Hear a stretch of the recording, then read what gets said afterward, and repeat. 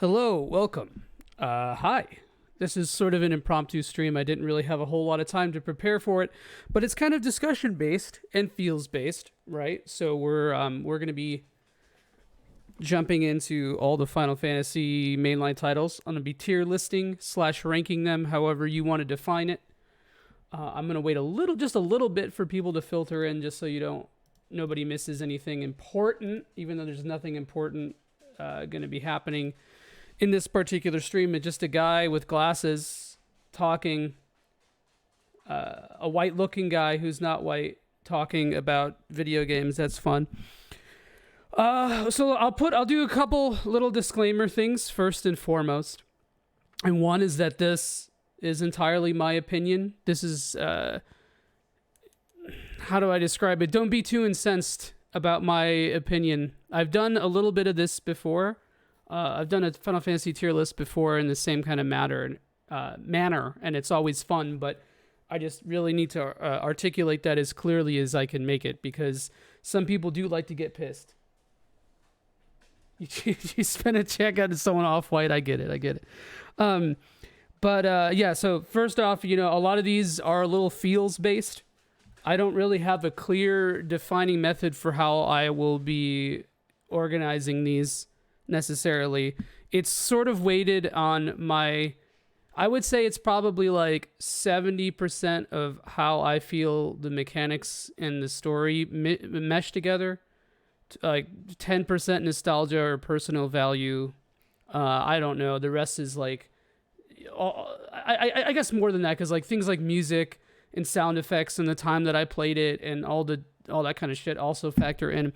Also, just warning you now, I'm not here for you're not here for mid. Okay. What else can I say? Yeah. Final Fantasy is interesting because a lot of these games have different versions. So like Final Fantasy 1 through 6 or 1 through 4 specifically have a ton of different versions. So what I'm trying to do, and maybe this is extra pretentious, but what isn't pretentious about a tier list or ranking video? What I'm trying to do with this is sort of count each entry that has multiple versions as kind of a gestalt, right? So like FF4, when I rank FF4, I'm ranking FF4 as a whole. The Pixel Remaster, the Super Nintendo version, the Super Famicom, the PSP, the 3D version, the PC version, all that kind of stuff. Yeah, exactly. So that's kind of how I'm doing it. This shouldn't be a surprise to any of you guys. My opinions do fluctuate from time to time. Oh, you're not wrong, Jelly. I'll give you a spoiler. That's up there, man. My opinions do fluctuate from time to time, and some of my opinions do change by the day.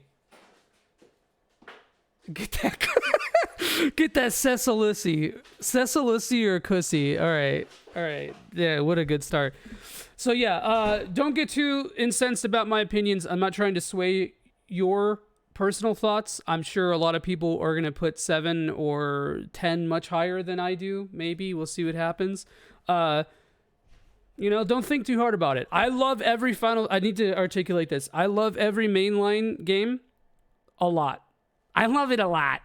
Every mainline Final Fantasy is a game that I actually love. Like, it probably the lowest game on this list would be like maybe a 7, maybe.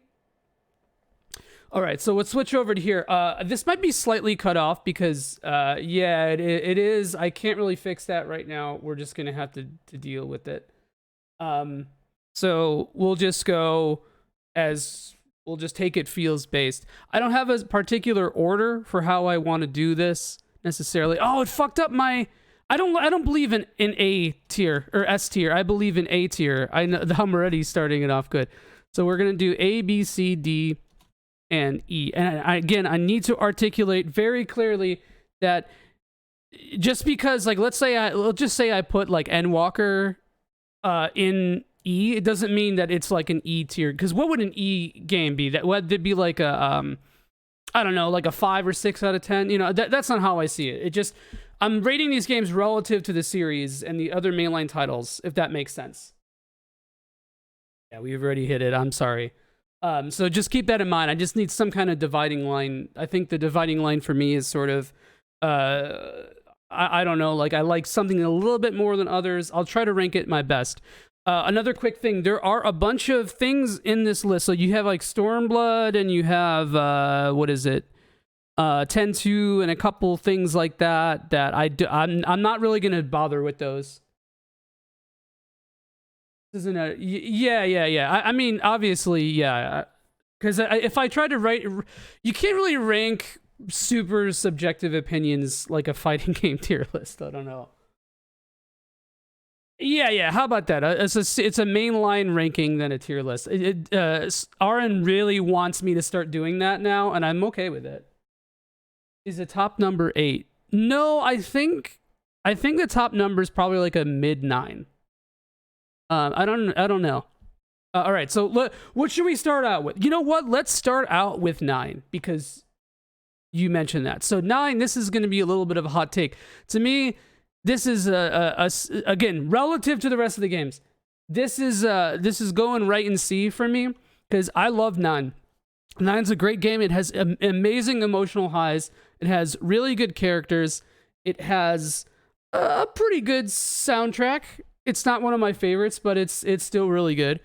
It has a lot of super memorable parts. There's the whole like return to form with the aesthetics and some of the adventure and the story beats and that kind of stuff. But it also has a bit of modernity with it that came from 7 and 8. And you're sorry, but 9 is either top or bottom. You know what? I think it's kind of no, mid's in 5. In 16, sort of. Maybe. Is 16 mid? I don't know. We'll see. Is the porn... Oh my god. Okay. Yeah, that's fucked up. That's what... So you know the game is mid when the proportions are so wacky that the porn of it is disturbing.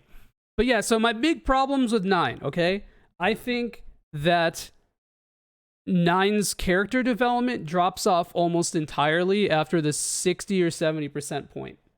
Another problem I have with 9, this is kind of like a cheeky sort of thing, but I think that 9 letting a Nazi just be okay is kind of fucked, and I'm talking about Beatrix.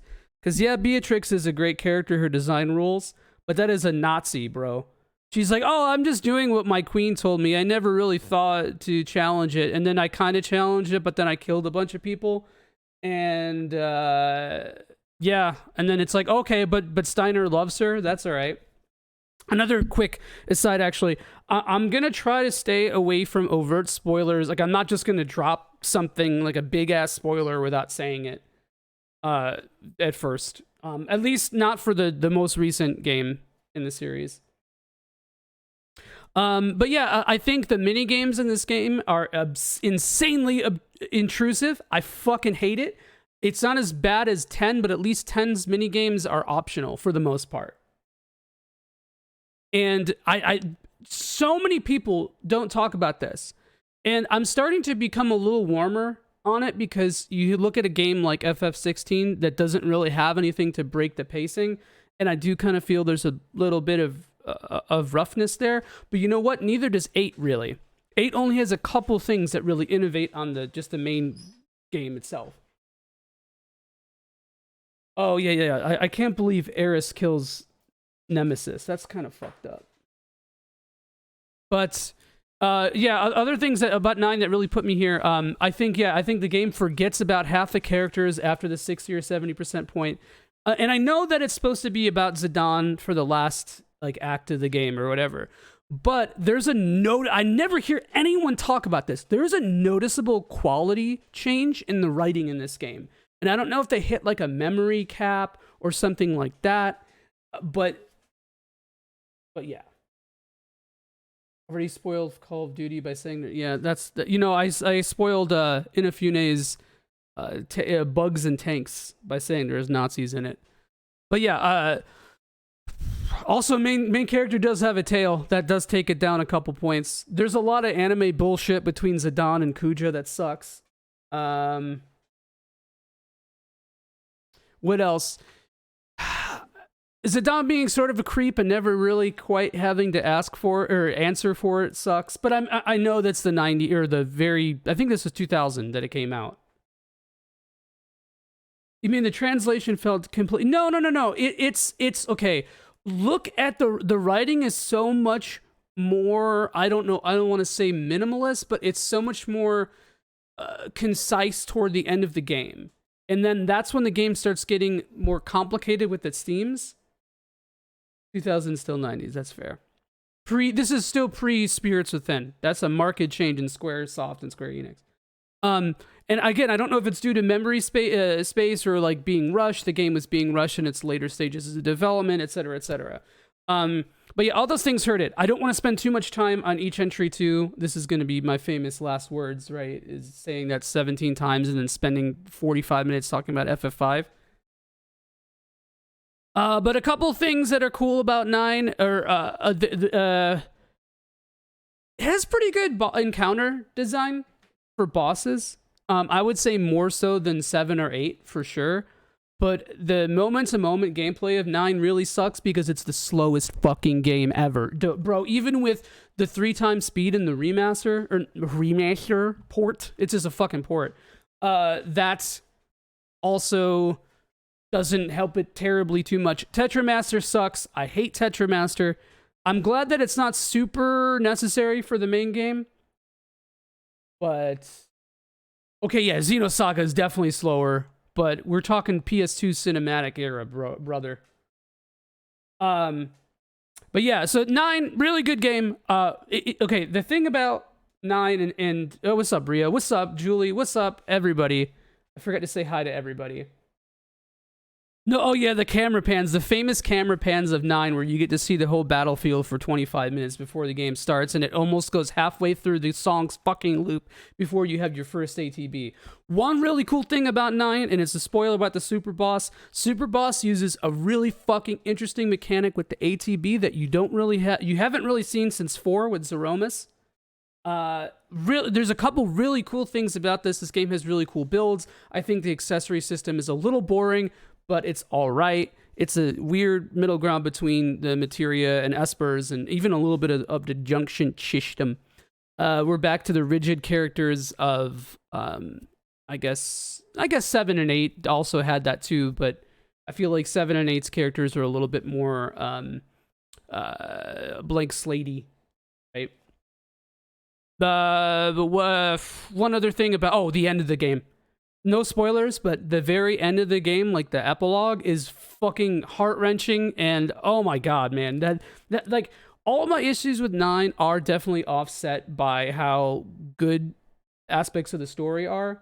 But last thing I'm gonna say about it, I fucking hate how the game characters models look. I hate Zidane's stupid squirrel cheeks. I hate Dagger's stupid fucking squirrel cheeks. I can't stand the proportions of the anthropomorphic characters in this game. It really bothers me, and it's a stupid complaint, and it's very like a 2000s bro to complain about it. I can't.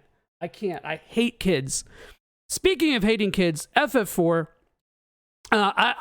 Before I thought that this game might be, you know what? Maybe we'll put it. I'll have to readjust these a little bit. FF4's has 2 awful kid characters who get slightly better in the after years, but yeah. So FF4 used to be very high for me because I was a stupid, annoying elder millennial who couldn't divorce nostalgia from, I guess, anything else.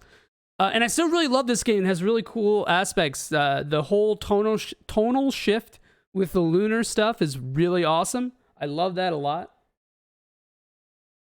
If FF9 characters need buccal fat removal, yeah. But you know what? I'm not shaming their bodies necessarily. I'm shaming the god that made them.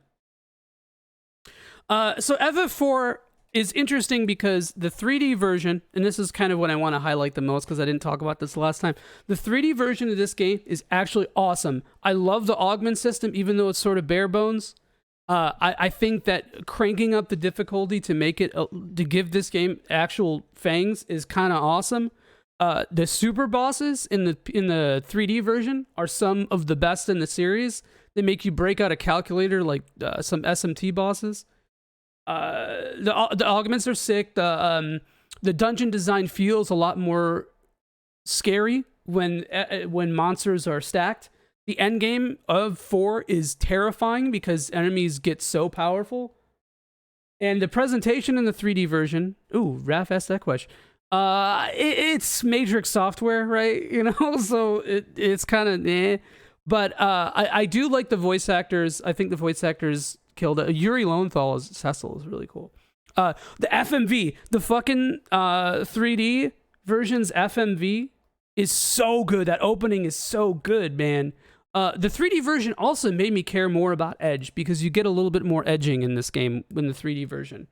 The 3D version also added the flashback stuff with Golbez, which is really powerful. And at first when I saw it, I was like, oh, I hate this.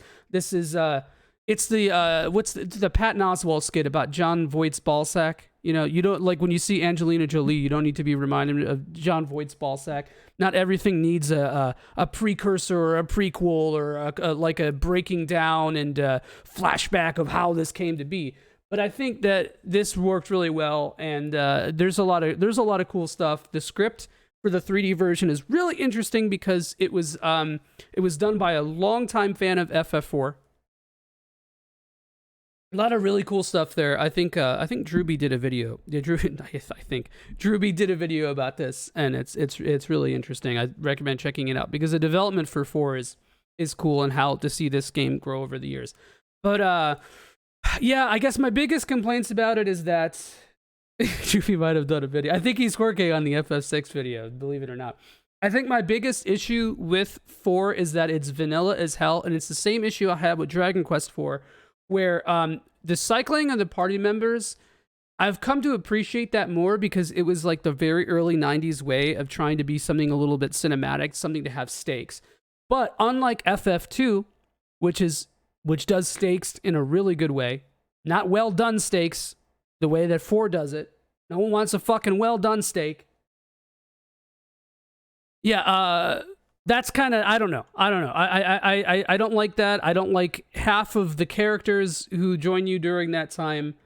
I think there's a lot of rehashing of FF2's plot bits that I don't hear a lot of people talk about. I think it's slightly less effective.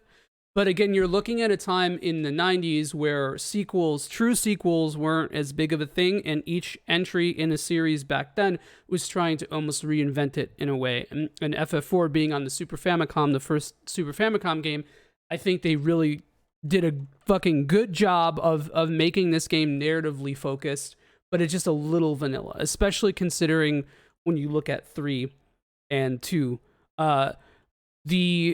The big plot beats in this game are very, very similar to 3. If you think about like how you go through the little side quests and stuff that open up the path to the next part, there's a lot of backtracking that kind of feels streamlined in a pretty decent way. Like you never have to go back too far. The only part, okay, so one of my favorite parts of this game is when you're, and this is a little bit of a spoiler, but when you're in the underworld. And you could kind of explore with the what's the name of the ship? Is it the Enterprise? Yeah, it's the Enterprise. You could kind of explore. You can go into the cave, the marsh cave thing that leads to the summoner realm, and that's like completely optional at one point. I wish there was more stuff like that, and that's why I like the 3D version because it adds that. The only issue with the 3D version is that at least the PC version. Is that why the fuck you gotta do 2 playthroughs to get the good shit? And I know it's because you basically need augments, right? But there could have been ways around this, man. There could have been ways around. You're here to... It's okay, Drewby. I know you're working on the FF6 video. Also, how's it going, man? I was really hoping you'd be here. But yeah, so... Do I want to put... I do think this may be... It's around the same level as FF9, but just for now, I'm just going to put it in here, and I can... It might not actually be a D tier, but it's between C and D right now, so let's just... Fantasy 13 at the top. Okay, you want me to do 13 next? All right, let's do 13. So 13 to me is right before 9. And all right, so how do I articulate this? No, Rio. The number, the ranking should be by the letter of the number entry. Yeah, no, that's for when I do tier lists with Raph and Forte, though. I think 13 is kind of, man. I honestly think it's either on the same level as 4 or slightly higher. And there, hold on, I have a template, here. Yeah. This is where I put it. And the reason why is because I think 13 has a lot of really fun mechanics that you could take advantage of. And I like that a lot about this game. I like how you can exploit the animations like Army of One to do like wacky shit that you maybe shouldn't be able to do, like switch paradigms and heal in that long ass animation. There's like kind of a weird skill cap to the combat here. It's very snappy and quick. The problem is that some battles do drag on a little bit long, and it, you know, even min-maxing damage in this game will make them faster, but it's still it's kind of the similar issue with 9 where the battles just take a little bit too long. The first, and that, you know what, Drewby, that's a good point, because the first like half of this game, if not a little bit longer, does the railroad thing. And this is the game that's like famous for being the hallway simulator, even though, brothers and sisters, that's this game right here, Final Fantasy X. All right. No, the 10 is a little bit more nonlinear than 13, kind of, sort of. We'll talk about that when we get to it. But yeah, there's not a lot of player expression in the first 50% of the game. And to me, I think the story is interesting, but it does hurt that there's not a lot to explore. But I do think this game does a really good job with showing you the Crystarium, and saying, look at the potential for this. I showed you my hog. Now you get to think about how you want to dream this hog in action, you know? Like it's edging you a little bit. I kind of like that, man, because it makes you think, oh, in the future of this game, when I get further along, it's going to open up more. And it does. And I think, like, I know that that's like kind of contradictory to say that, oh, the linearity sucks, but also it's kind of cool in a way. But the problem, one of the issues I have with 13's linearity is that you move so fucking slow, and I didn't quite realize how slow. There's a couple UX issues here too. You can't adjust the mini map; it's always rotating. There's some frame issues on PS3. There's like some menu shit. The menus can be a little bit samey. It gets a little repetitive. I think some of the encounter design and the end game gets very also samey, because once you find the strat, you kind of stick to it. And yeah, I don't know. I think that this game needed a little bit more of a push for the crafting, because the crafting in this game is horrendous. It's absolutely awful, and there's no reason it should be like this. To me, this game a lot of people have been criticizing 16 for eschewing a lot of RPG mechanics. To me, 13 eschewed more RPG mechanics than 16 does, because if you look at, or maybe not as much, but if you look at the way that you progress through this game and the materials that you don't get a lot of materials without like really having to grind or really having to go out of your way. And so the game is designed so you can go through it without crafting anything, right? But the crafting thing should be something fun that you do while supplementing your gameplay. Maybe if they added another sorry, I hit my mic. If they added a difficulty option to where it was just like, I don't know, story-based, and then you don't have to worry about that shit, and then you like don't have to worry about crafting, or the enemy stats were adjusted, maybe that could be different. But I just don't really like how this game approached that. I mean, even in the end game, like the whole accessory loadout stuff is so feast or famine. And it's so, you either destroy everything in one shot, or you have to sweat, switching paradigms and going crazy and all that kind of. how would I compare Xenoblade or 13's combat to Xenoblade? Kind of similar, where they're both like, based around the combo, the stagger combo. I think that's a pretty big thing. I think the Xenoblade and 13 both have this issue, and I didn't bring this up, but not having control on your party members really sucks in 13. Like, really sucks. And I think that they kind of fix this a little bit in the sequels, but they could have added some kind of gambit system. And this is a famous fucking Final Fantasy fan adage to say, is they could have added something like the gambit system, which is something you're going to hear 400 times during the stream.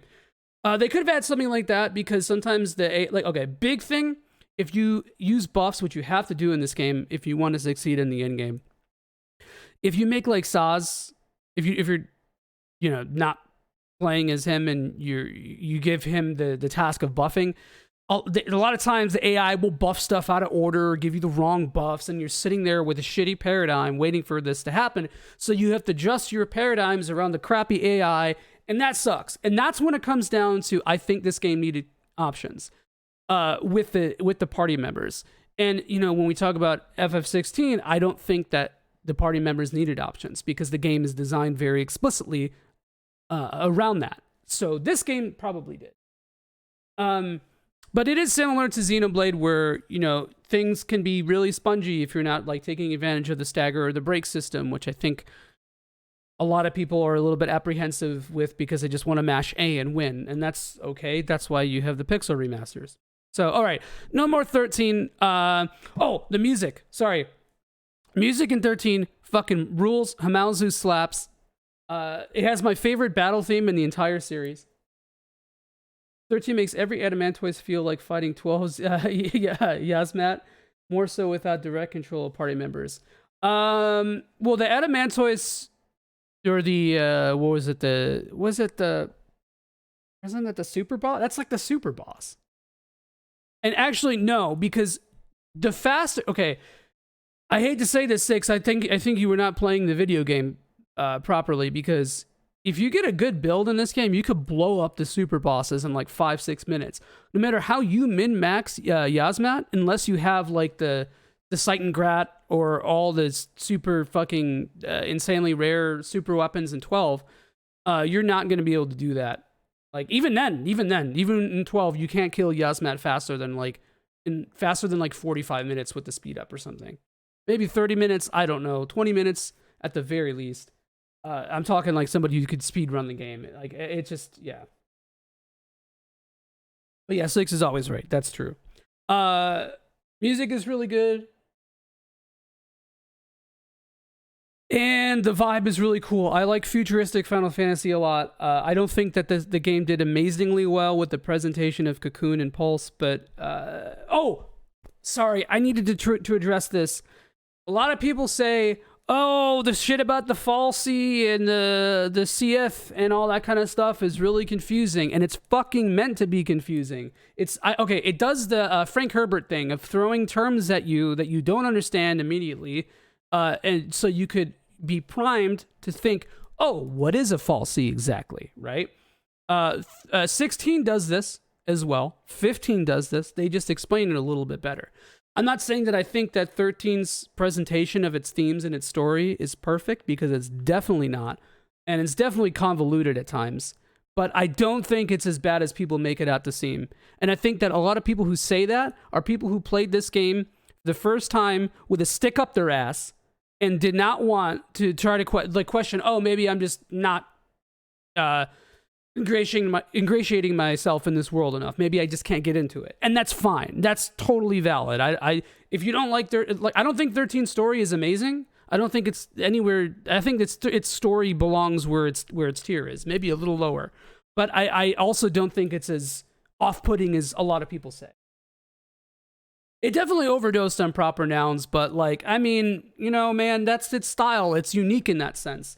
And before I go on to the next thing, I want to just say one thing. I think every Final Fantasy, despite its shortcomings, and maybe I'm making concessions for the series, which I am, but I think every Final Fantasy has something really unique about it, and I applaud that uniqueness a lot. even if I don't like it, like there are things about 16 I don't like that are very unique to 16. There are things about 15 I don't like that are very unique to 15. That I think really make each game stand apart. Like I think Final Fantasy, more than most series, is so unique from entry to entry, and I think that's awesome. And I'm a big fan. What the fuck am I even? You know what, man? I don't know. Oh yeah. Well, it's meant to be anti Ubisoft. That's what it's. It's not trying to be Ubisoft. I don't know. I would actually agree that After Years sucks. I'll talk a very little bit about that. It's not my Final Fantasy, man. Also, I want to say I did, just because I don't like talking about stuff. I'm trying to establish some authority here or something. I have 100% every one of these games that I'll be talking about, except 9. I have not ever done the jump rope trophy. So, for example, 13, I did all the achievements on Xbox 360. For 4, I've done, oh boy, I played every single version of 4 to completion, including the WonderSwan Color version, including the PSP version, including the PC version, and anything with achievements, the mobile version and the PC version. I have just the PC version. I've 100%. That is an awful 100%. I do not recognize or recommend it.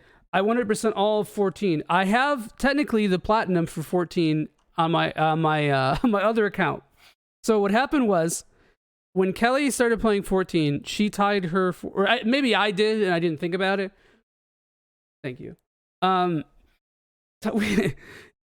My main tag got, or my PSN tag got tied to Kelly's 14 account, basically. The plat for ARR, which is, I think, the only thing that sucks about it is it requires a shitload of guild leaves, which I did back in ARR when I was leveling my characters. So, oops. All right. So and that's why I feel confident talking about this list, because I've experienced these games in so many ways. Like, I've never really done a legit speed run, but I've done a couple challenge runs here. STB. Okay, so one is Julie. One is Shadowbringers. One is Stormblood. Yeah, Stub and Shub. All right, what's next? What's something that's... All right, so 7. Let's talk about 7.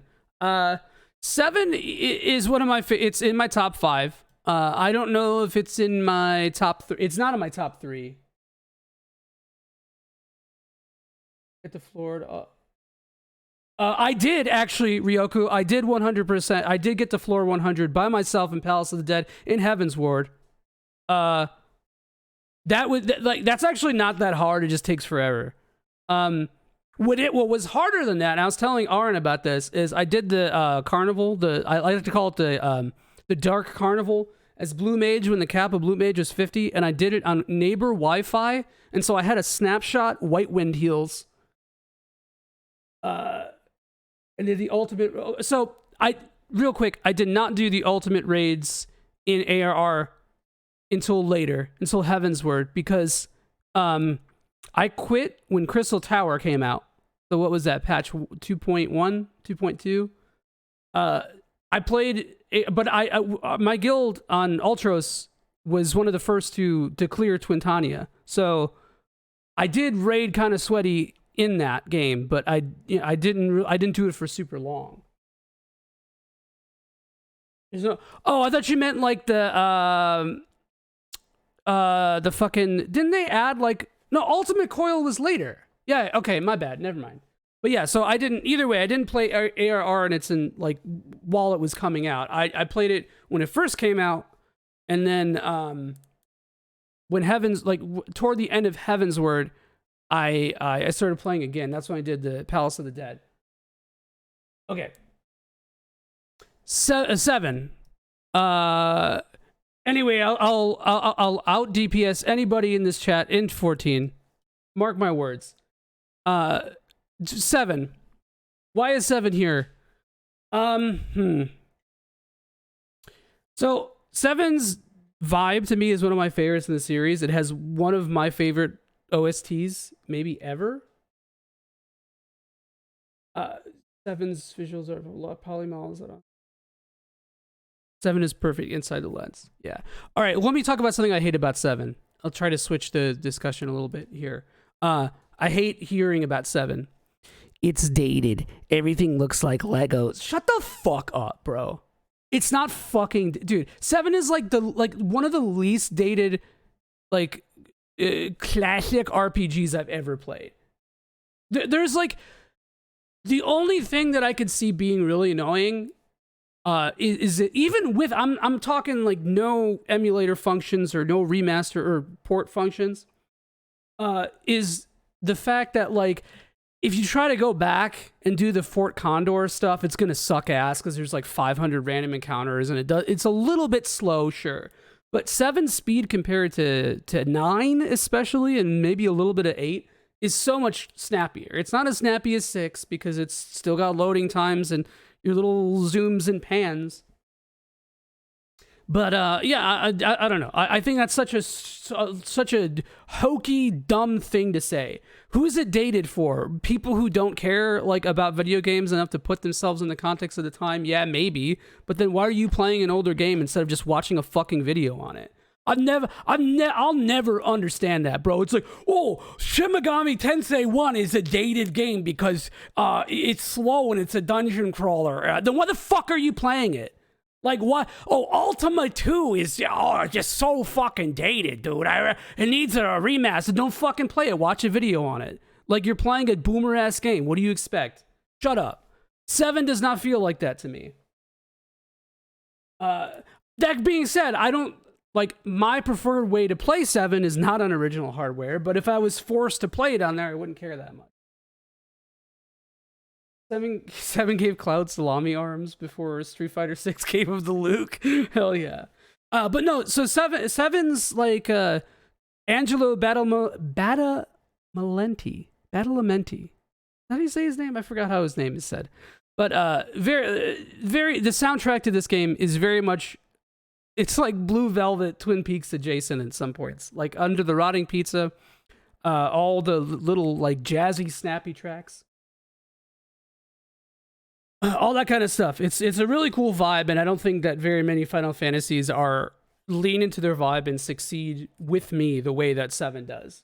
I think the pacing of 7 is fantastic, dude, because it gives you these big open parts with like holy shit moments. You got like your Nibelheim moments, your end of Midgar moments. Even in Midgar itself, there's a lot of stuff that like is paced very interestingly. That's why I think 7 Remake has really good pacing outside of the shitty side quests. But to be honest, I think those are kind of overblown too. 7's cast is great, although I do think that Vincent and Yuffie, it would have been nice to see them have a bigger part. I think the game does forget. This is the thing about the PlayStation Final Fantasies, is that they all kind of stop character development, halfway through. 8 is really bad with this. But yeah, that's a really good way to put it, Drewby, is forward momentum is so good in 7. I think the battle system is a little boring. I think materia is cool, but I think the way that materia works is like the Ludo narrative of materia is really good, but I don't think it's particularly interesting in a vacuum. And I don't think that the encounter design of this game is very good either, because, you know, you got your fights where you just use Phoenix down and blah, blah, blah. I think it's a major step back from 5 and 6 in that regard, but I get why it happened, because they were trying to make this game more accessible. Yes, I know, Ryoko. I know that the characters are optional. And the reason why is partly because the development time didn't allow for them to have more juice. So that's the big thing. And again, everyone always, when we talk about the optional characters, it's always like, oh, we can't wait to see them in Remake and blah, blah, blah. And they already kind of fixed that with Yuffie, because I like Yuffie a lot in Intergrade. Good. Yeah, it's a remixed version of Magicite, sure. Again, I think materia is great in its context. I think the only thing that I would have really liked about it is each character having a little bit more differentiated styles to them, because I kind of bitched about this a little bit with 8 as well. I think it could have made this game a little bit more interesting, because everybody is pretty much just the same end game, except you have your limit breaks, and some limit breaks are better than others. But while you're using limit breaks when you could just be using summons, which is a big problem in FF6 with magic as well.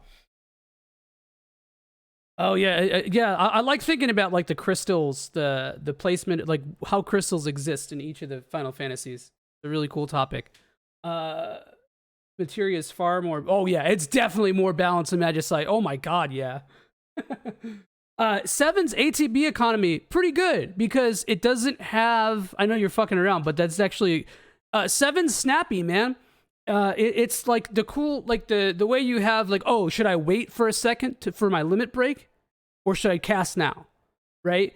And 7 has a lot of like not as much as 5 and 6, like counter attacks and things that you have to be we'll call it Ymir syndrome, where like, you know, you can't attack certain parts of an enemy or else they'll counter you, etc. Where does 7 rank among FF ports? Okay, I actually low-key would prefer the remaster of 7, like the Switch port, or the current console generation port, even though it has a couple weird asset smushes, because it's based off that PC version. 4 is the worst ATB economy because of the magic, man. Yep. I don't know. I don't hate that port too much, Ref. It's not bad. It's not as bad as 10's or what's a really bad. Even 9's is kind of funky too. There's a couple weird visual things in that. 8 remastered. Ooh boy. But I think you play the. This is another thing too. I'll try to make this a point. If you were to play the Pixel remaster of 4, I don't think you'd. I'm talking about the most recent version, by the way. If you were to play the Pixel remaster of 4, I don't think you get the real 4 experience. If you play the 13 doesn't really have other versions. I guess it has a PC version. You're not really getting too much different than the original. Or the Xbox. Is it on Xbox Series? Has the best version of 13 right now. 9, if you play the port, I think it's way better with the speed up options, way better than the original. Kills some of the visuals, but it's okay. I think the trade-off's worth it. Same with 7. I think it's the same thing. We didn't get the original PC version's soundtrack with that, so that's all we could think about.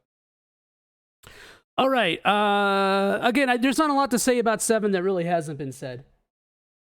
What's up, Forte? Are you ready? We're talking about some open world games here, brother. Absolutely, a famous open world game, FF7. What about emulation? Honestly, I think I'd rather play the port of 7 and 9 and 8 than the remaster, or than anything on emulator. Yeah. FF8 has a it's open where that's I guess it caught. Yeah. All right, speaking of FF8, all right, here we go. Here's the big one. Ooh, wait, we're putting that right there. That's what we're doing. So 8's a fucking shitty game, dude. 8 sucks in so many ways, but I fucking love it, dude. It's so flawed, it's so stupid. Oh, we got some inside jokes in the chat. I love to see it. But yeah, so 8, and I talked a lot about 8 before. I get tired thinking about it too, Drewby. I talked a lot about 8 before, but I think 8 is like one of the funniest games in existence. I think a perfect encapsulation of 8 is Laguna, the character, Laguna. Because you see Laguna, and I think a lot of people who either haven't played 8 in a while, who have never played 8, or who just know about it proximally, think Laguna's kind of cool. Like he looks badass. He's got a gun. But Laguna's a fucking moron, dude. Laguna is like the definition of a dude who stumbled in, like, he's just nepotism as a person. And he's like a complete dumbass. He's an incel. And that's why I love him. Yeah, exactly, dude. He's goofy, and that goofiness about 8, it's like that's like the Final Fantasy goofy. We call it the FF5 goof. You know, the little quirks. FF8 might be the singularly most misunderstood game in the series. All the character are total yes, yes, that's so true. And okay, so 8's pacing is insane because one of the big things about 8 is I think it was originally a story idea for FF7. Like one of the initial pitches was to make the game about like a father and his son, like generationally, which I believe was also considered with FF4. I don't remember. Just because Square apparently heard about Dragon Quest 4, had played Dragon. I don't really remember the details, but I know for a fact that the concept of a father and a son was sort of one of the ideas for 7. So being able to finally do that in 8 was cool. FF8 is one of the four FF games that was almost 13. Is it a little bit of 10 as well? Xenogears, and I forgot the other. Was it Chrono Trigger considered? The working title Chrono Trigger was the thing. That was Secret of Mana. It's convoluted and silly, but oh yeah, Parasite Eve. Yeah. That's the other one. Yeah, that makes sense too, Forte, about the FE4. Everybody loves FE4. Every game developer in this time loved FE4. Yeah, okay. Anyway, sorry, I'm going off at the weeds, but into the weeds. But one of my things I love about this game is that it's just like fucking like just breakneck. The game is like so goofy. It's like, oh hey, we're chasing this thing, and there's a sorceress. Now we're in the basement of the garden, and there's a giant yellow alien that's not mentioned before or after this event, who's secretly like controlling everything, that has nothing to actually do with the game. Grandmaster Norg be fucking the character of Sid, who's like basically is the reason why Ultimecia exists in the world, because he was just like such a cuck. It's insane. Oh yeah, so FF8 is big Nojima, like oh my god, yeah. And but there's a lot of I talked a little bit about this before, but like a lot of like Tarkovsky references, especially with the city. There's like a scene in Solaris, if you've played it, that this game tried to like literally emulate with the city. Fuck, what was the city? Ishtar. Yeah. Finally, some Assyrian representation, some Ishtar, but yeah, there's like the romance plot is fucking wild. It doesn't make sense. The game is not centered around romance at all. It just pops in automatically because they contracted Faye Wong to do a song for it. It just, I don't know. I don't know. The game is insane. The stuff with the what are they called? Not the Mambas. The orange things. What the fuck are they called? They're like Moogles, but not. This game is Cactuars and Moombas. Yeah. Who would like? Oh god, there's just so many goofy fucking plot beats in this game. This alien side quest triple triad being the actual game. My god, this game is insane, and I get it. Why somebody would put FF8 right here. I understand completely. But like the aesthetic of this game is really cool. It's definitely one of the most anime. It's actually pronounced anime. Final Fantasies, because it takes place. You know, it does the whole school thing and like the teen soldier, all that kind of shit. Irvine, useless character. Okay, let me talk a little bit about the characters and I'll move on. I hate this cast, bro. 8's cast sucks. Squall is great. Squall is one of the best Final Fantasy protagonists, and I think a lot of people are like, oh, Squall's so edgy, and it's no, dude. Squall is fucking smart. He's pragmatic. He's the only person who doesn't like blindly rush into danger. He always thinks about both sides. He's very moderate. He's a true libertarian. No, I'm kidding. But Squall rules. Like, he's level-headed despite being like kind of depressed. He's what happens when you cultivate your depression into practicality, man. Irvine is a dumbass. Zell, I love. I love the himbo character who's secretly smart. That's one of my favorite tropes. Quistis, really cool design, really cool concept, awful character who just like your whole existence is being teacher mommy to Squall and you simp over. It's so fucking stupid. Selfie, I barely remember Selfie. Renoa is actually pretty good. I kind of like Renoa. She's just a little too much of a damsel throughout the game, despite starting off to be anti-Eris in a lot of ways. But I like the whole Idea thing. I think that 8 could have done a little bit more with Renoa as like the dark side of Renoa, but that did not. And who else? Who am I forgetting here? There's somebody I'm forgetting. I do hate kids, dude. That's something you pal them and pour them, fuck them, man. Not literally. Again, that's not allowed. Yeah, 8 is very flawed, but I think at the end of the day, I think I like it more than 9. Is 9 the better game? Yeah, probably. 9 has way more emotional highs, but 8's flawedness, its roughness really makes it stick with me more. I think another thing, this game, because enemies scale with you, I think it makes for a really, really interesting experience because each playthrough can be extremely different. Yeah, magic's kind of fucking useless, and you just basically save it up like ethers and you never use it just to get yourself bigger stat buffs. So the actual combat kind of sucks, but like, I don't know, like planning stuff around things and the scaling, it's Saga-esque. My boy Akitoshi Kawazu on my speed dial saying hello. Quisis, yeah, exactly. Yeah. And the fan theory stuff about this game is interesting. The story leaves a lot to be desired, I think, but it does spawn discussion, and I like that. I don't want to see FF8 ever remade. Don't remake this game. Let this game stay flawed.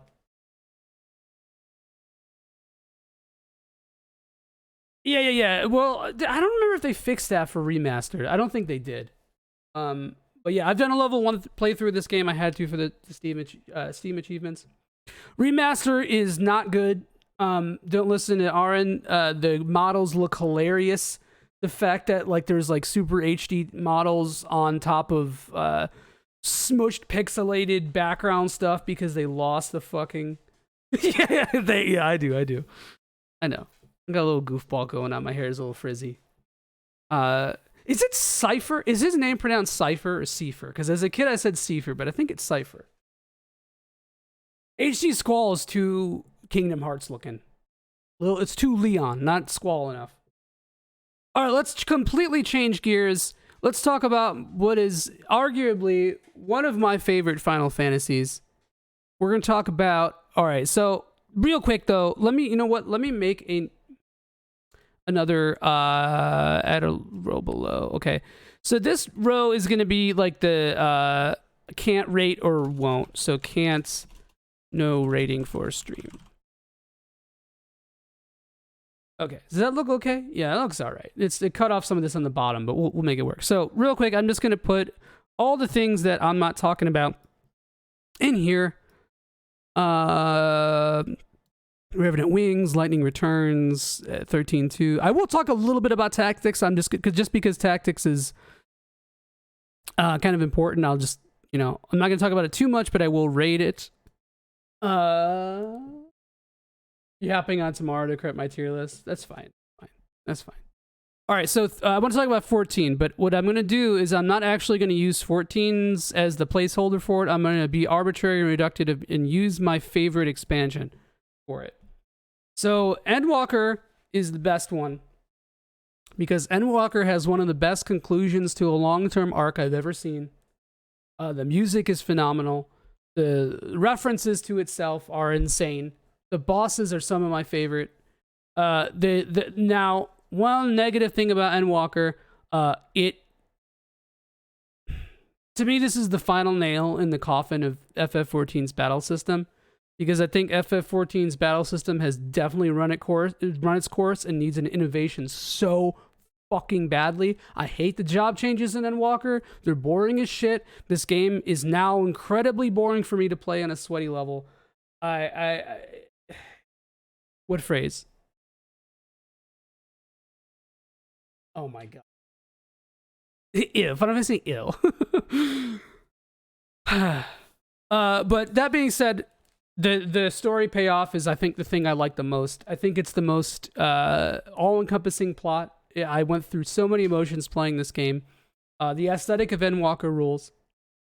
But I think 14 is kind of cheating because it's so long and drawn out, and they had literally over a decade to develop this game, and like the comeback story of the game is insane. It adds a lot to the meta narrative of it. I thought you were gonna complain. Not really. You know what? I haven't played the post Endwalker patches yet. I heard it's good.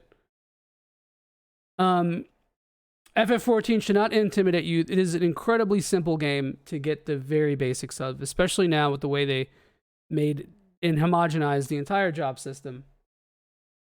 So yeah, but either way, it's a fun game. It's still fun. I just, it's running its course. To me, it needs some big change. It needs a big old change, man.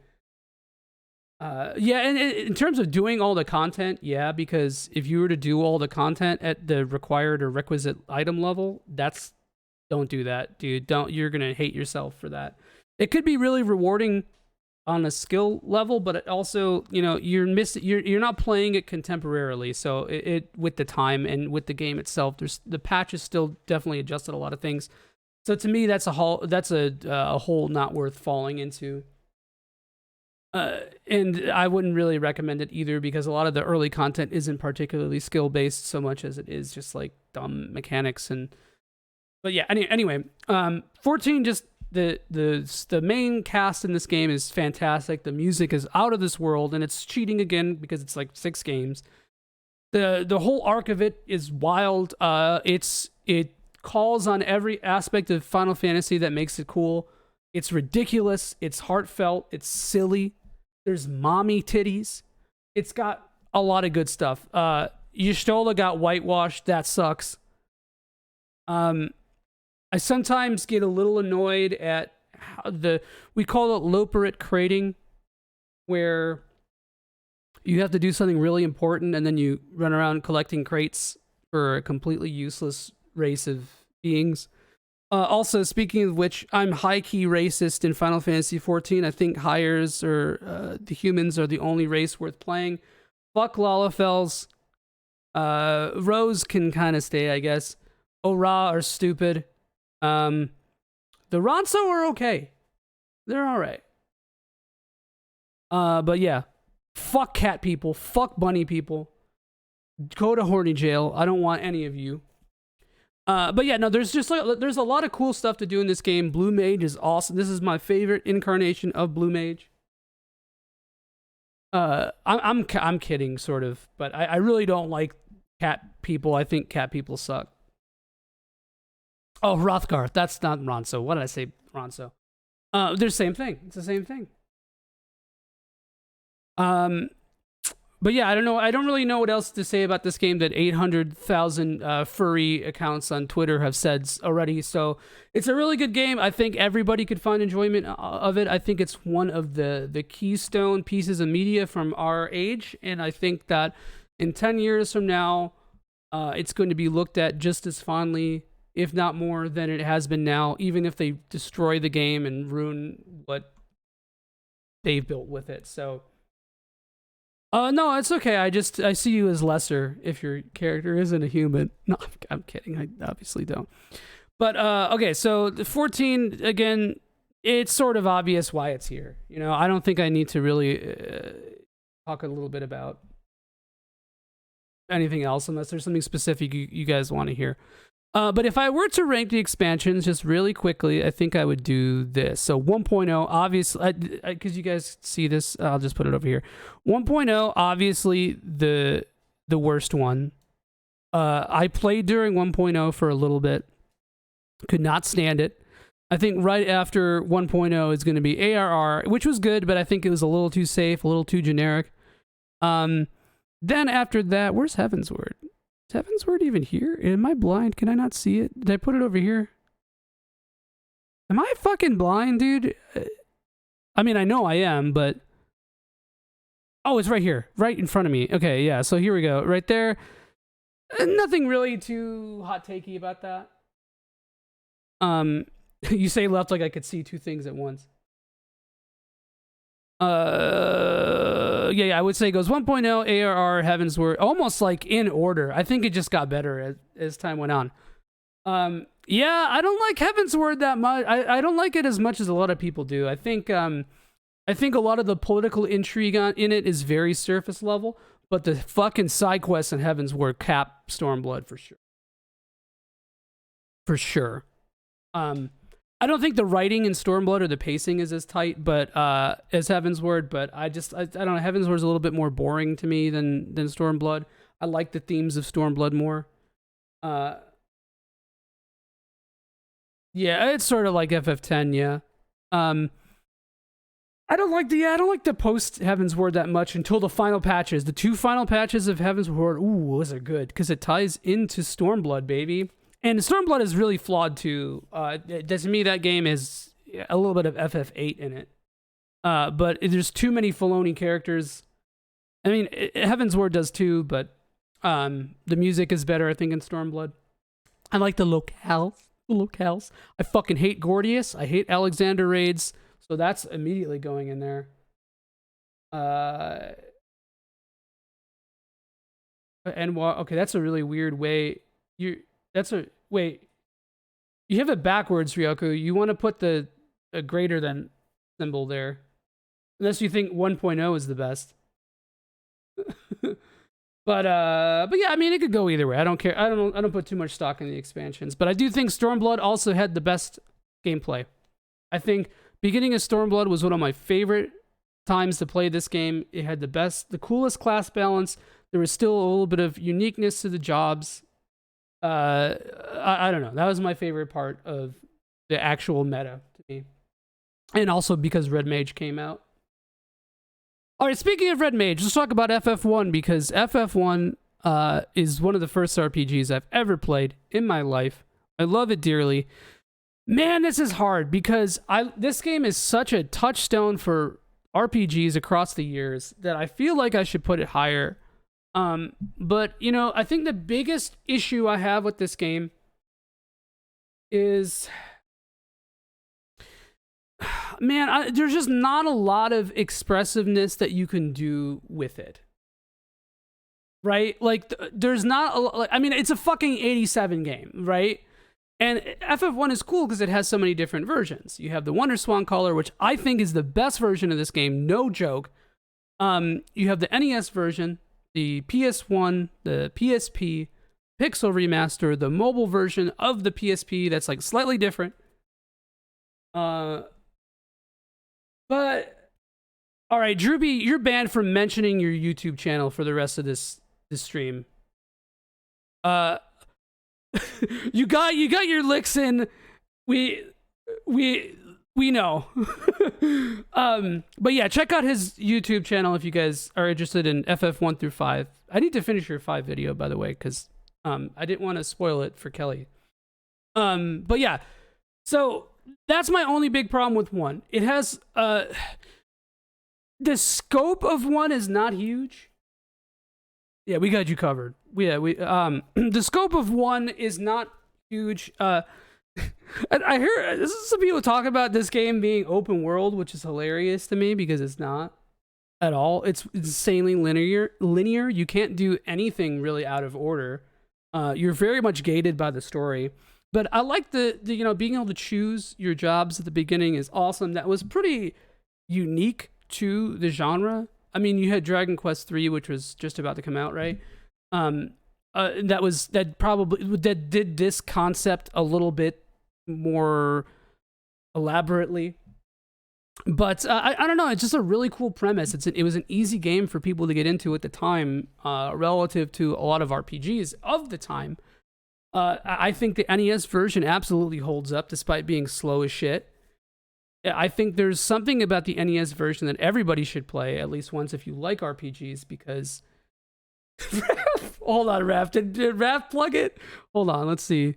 Yeah, there's the boy. All right. There we go. Yeah, we're putting a gag order on Drewby mentioning his videos, but anyone else can. Oh yeah, the NES version being fucking and Ryoku, because you played this game because you're a little older, right? Did you play this game when it first came out? But yeah, so anyway, really cool aesthetic. It set the foundation of the series. There's a lot to say about this game historically that I don't want to get into too much, but I want to focus on the versions a little bit, because if you play the newer versions, like even the Dawn of Souls version, anything Dawn of Souls and newer than Dawn of Souls is way too easy to me, that it really takes a lot of the bite out of the RPG aspect of it. And I think that I heard somebody say that, oh, I played the pixel remaster of FF1. I played a boomer RPG, and it's like, no, you played a Zoomer's concept of what a boomer RPG is. Please, no, absolutely not. Very different experience. Very fucking different experiences. And that being said, I'm not trying to gatekeep either, because if you played the Pixel Remaster and that's the only version of FF1 that you play, I don't think you didn't play FF1. It's just a different version. But I would really recommend at least trying out the NES or the WonderSwan Color versions, because the WonderSwan Color version fixed a lot of the bugged fucking spells in FF1 NES and Famicom. And also kept a lot of the difficulty of the game, but I don't know. Buying 99 potions piecemeal one by one sucks ass, but having to manage your resources in a dungeon, kind of sick, and I kind of wish that FFs did that again. I don't know. I like Dawn of Souls more than Pixel Remaster personally, but to be honest, it could go either way, because I think the Dawn of Souls versions are much better rearranges of the music, but both of them are so easy that you might as well just make it as fast and snappy as Pixel Remaster. So I kind of understand that. Just get a turbo controller, baby. That's how you play boomer RPGs. All right. Do I think it's better than FF4? That is the question that we're having here. And you know what? I do.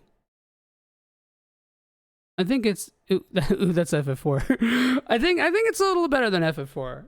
I think as a whole it is. I think I enjoy it more. If you're talking about the best aspects, if you were able, okay, I'll say this much: if you put the innovations on the 3D version of FF4 into the 2D version of FF4, yeah, it's gonna cap one. Dude, it just, like the fact that it was doing what it was doing at its time to me caps FF4. But I think they're honestly close. Like, I don't think it's that big of a difference. There's not a gulf here. Most of these games are not. There's not really that much of a difference. I definitely like 7 more than 9. I definitely like Endwalker more than 7. To say the things in this row are exactly this, it's very difficult. Your dad played, I did too. I played this game when I was 4 years old.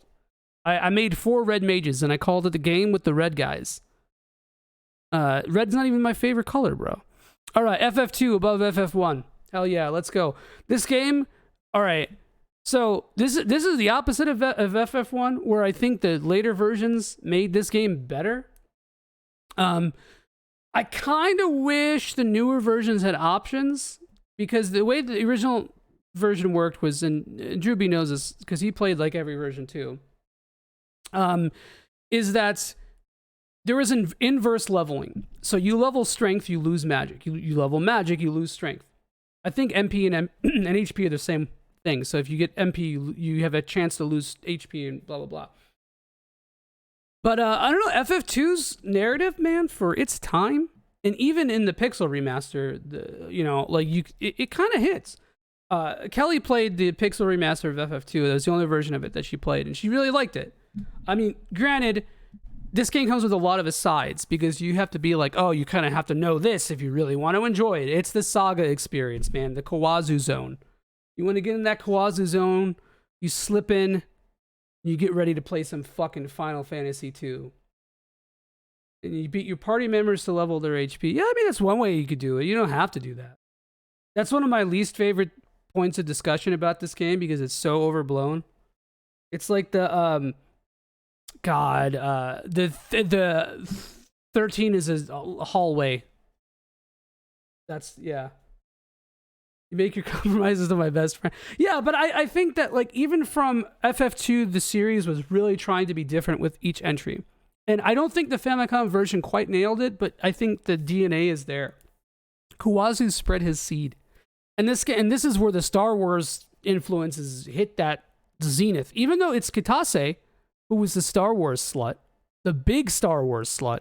I don't know this for a fact, but I think it's Kitase who really pushed for 6 to be as Star Warsy, which ends up leading back to 2 because it's like almost a 2 reference.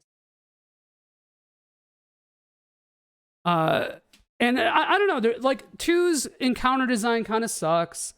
It has a lot of weird mismatched enemy placement. Although I think I talked to you about this before, but I don't think the enemy placement is that insane. I don't think it's as tight as 1, but you know, I don't know. This game started to take a little bit more liberties with just the generic D&D monsters. Not that FF1's monsters are necessarily generic, but they started to be a little bit more creative with their design choices. Now you talk about a little bit about I was memeing about open world.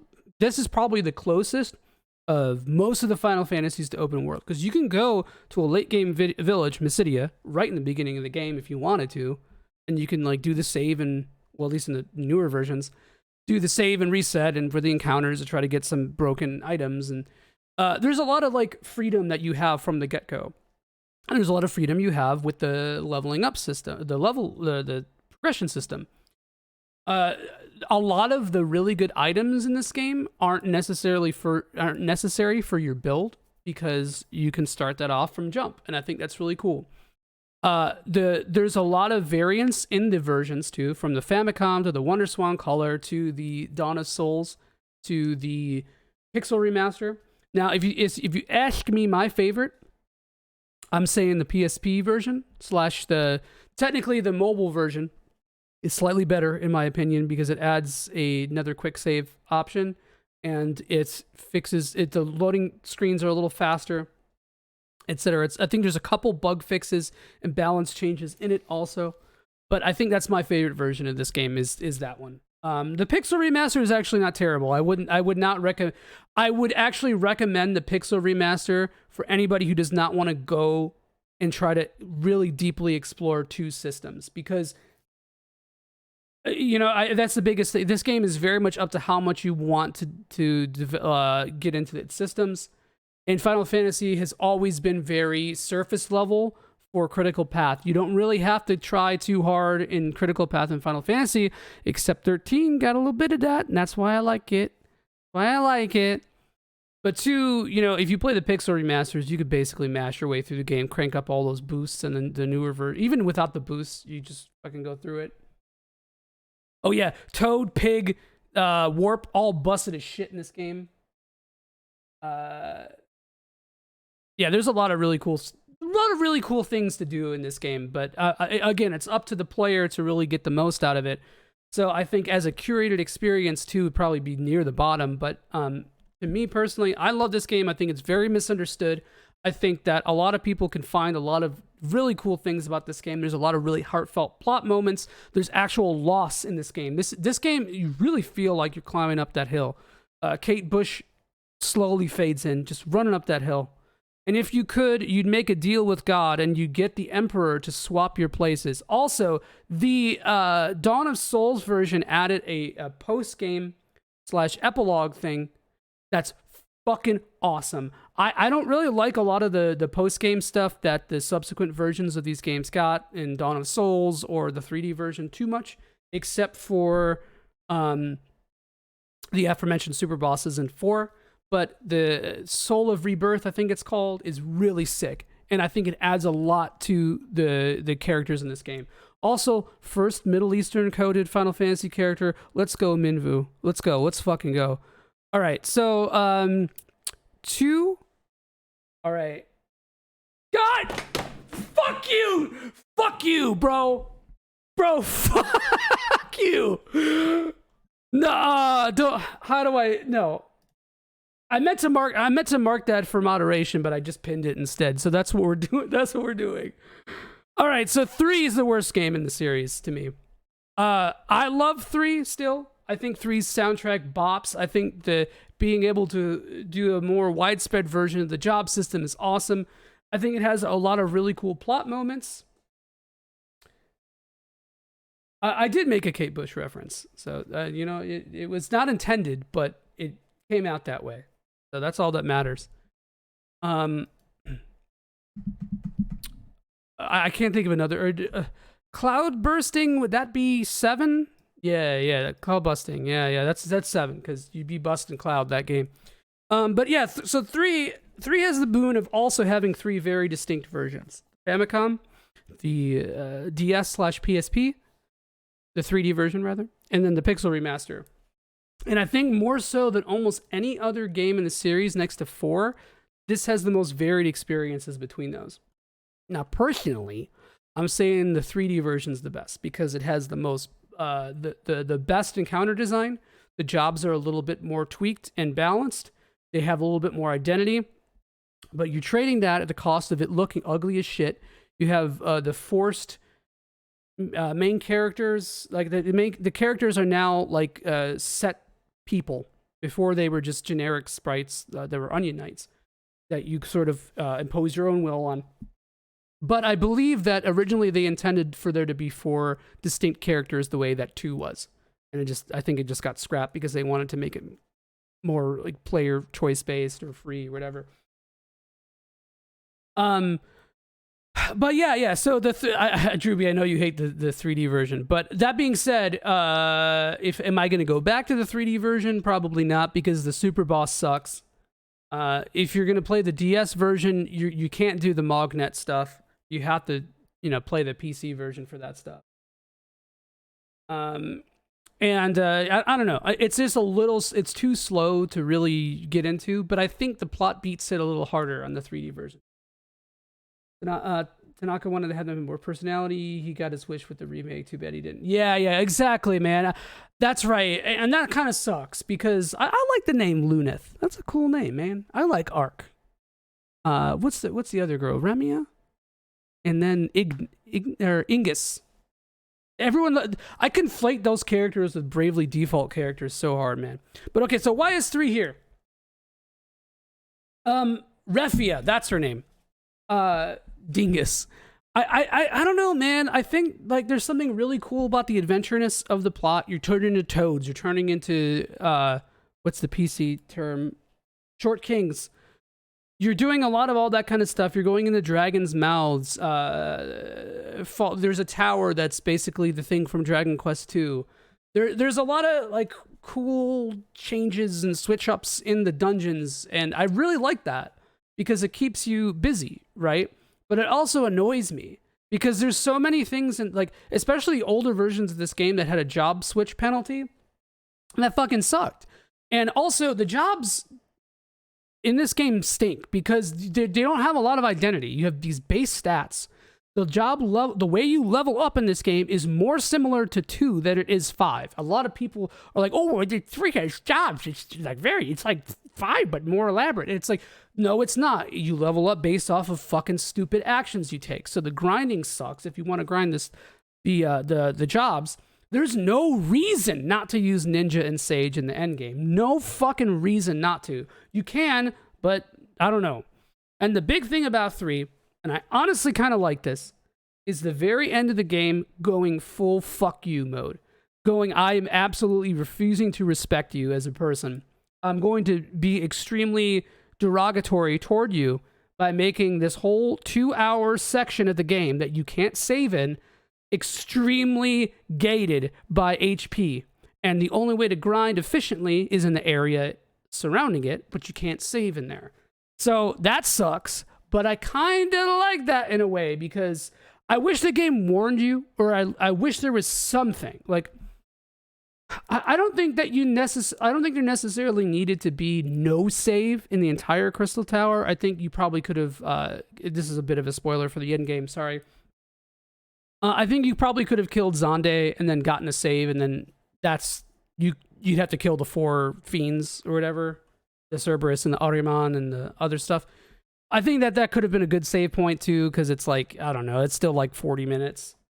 But yeah, I don't know. I kind of like the fact that that's rough in that sense. It makes it unique. Again, I appreciate the uniqueness of Final Fantasy. I really enjoy it. So that aspect of it sucks, but it could be frustrating. I think some of the just figuring out the jobs is just as unintuitive as 2. And I think this game has a lot more in common with 2 than people like to talk about, because if you're leveling up your jobs by taking action, that's a lot like fucking FF2, brother. So, I don't know. Pixel Remaster, I honestly might suggest that to be the way that you play this game. This is the one, I think, exception to me. Because I wouldn't suggest people play the 3D version of it first. You're gonna, especially if it's an early Final Fantasy that you play, if you're a really big fan of the series, play the 3D version, please. I think you'll appreciate it. It's almost like the 3D versions of 3 and 4 are like low-key, like, I want to say like PS1 Megaten games. They have that feeling, that difficulty curve.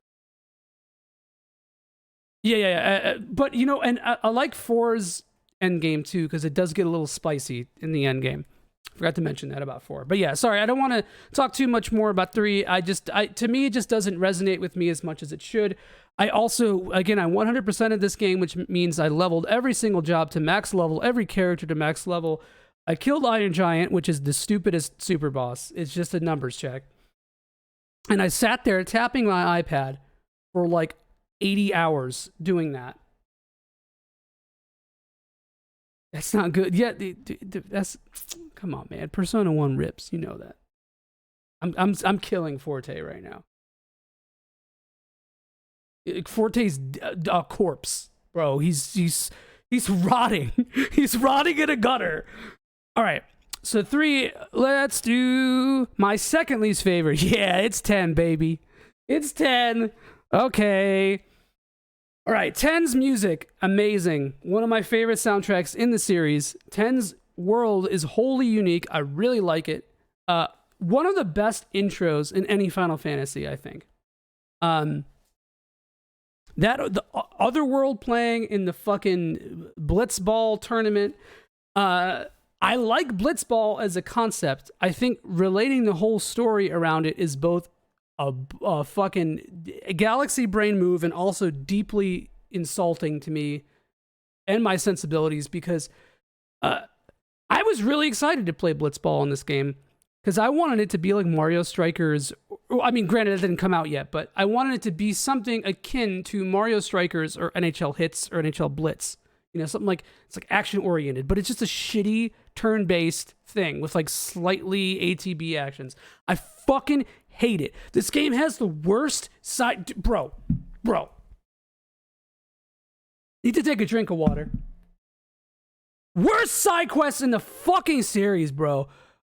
I don't even mind the lightning dodging. I literally... To me, that's the least egregious. The butterfly catching minigame is impossible for me. I can't see it.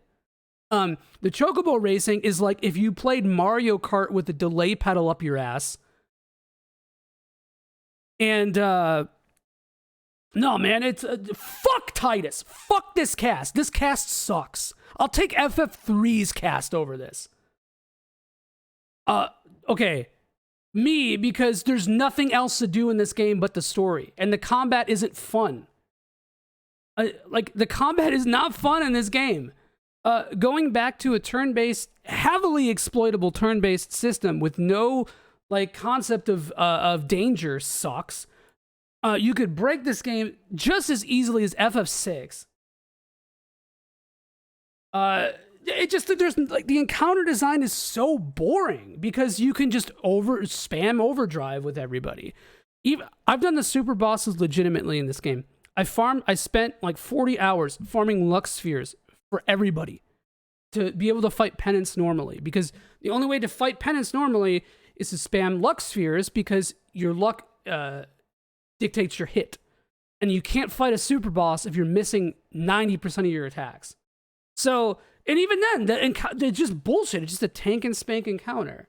Nothing like interesting. When fucking a shitty 3D version of one of my least favorite Final Fantasies has a better super boss than what is lauded as like one of the better super bosses in the series. No, fuck you. You haven't played.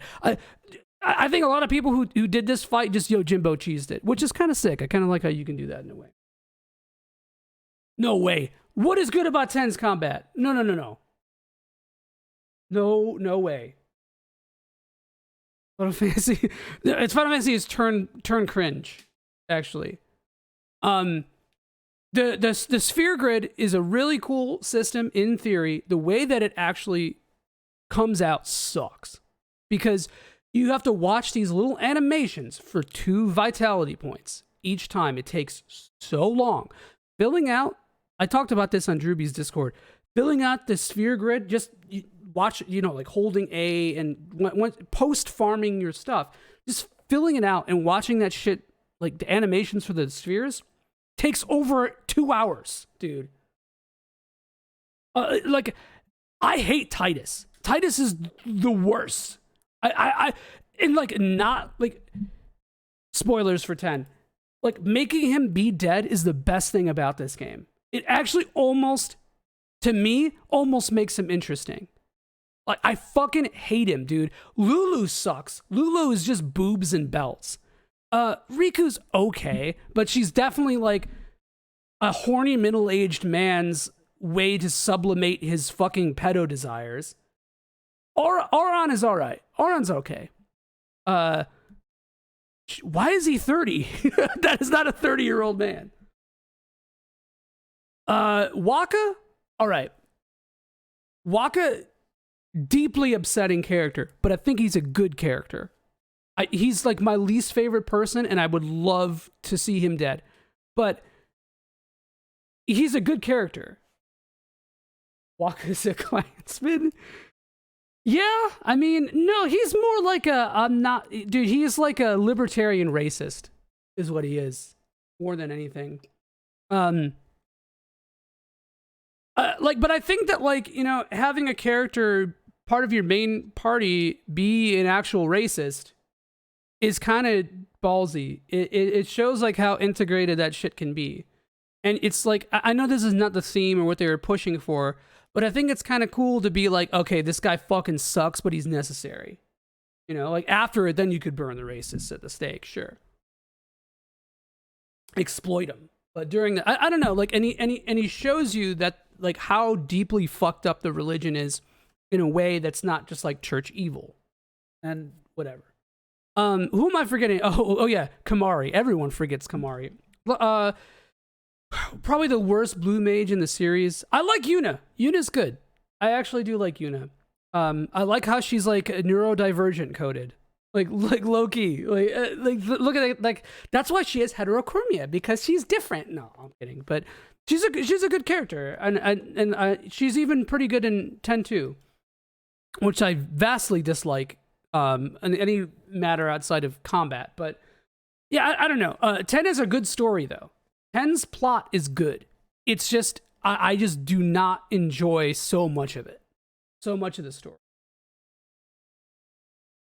You can only imagine how much controversy would have surrounded FF10 in the US upon release, as somehow in mainstream attention because of the theme.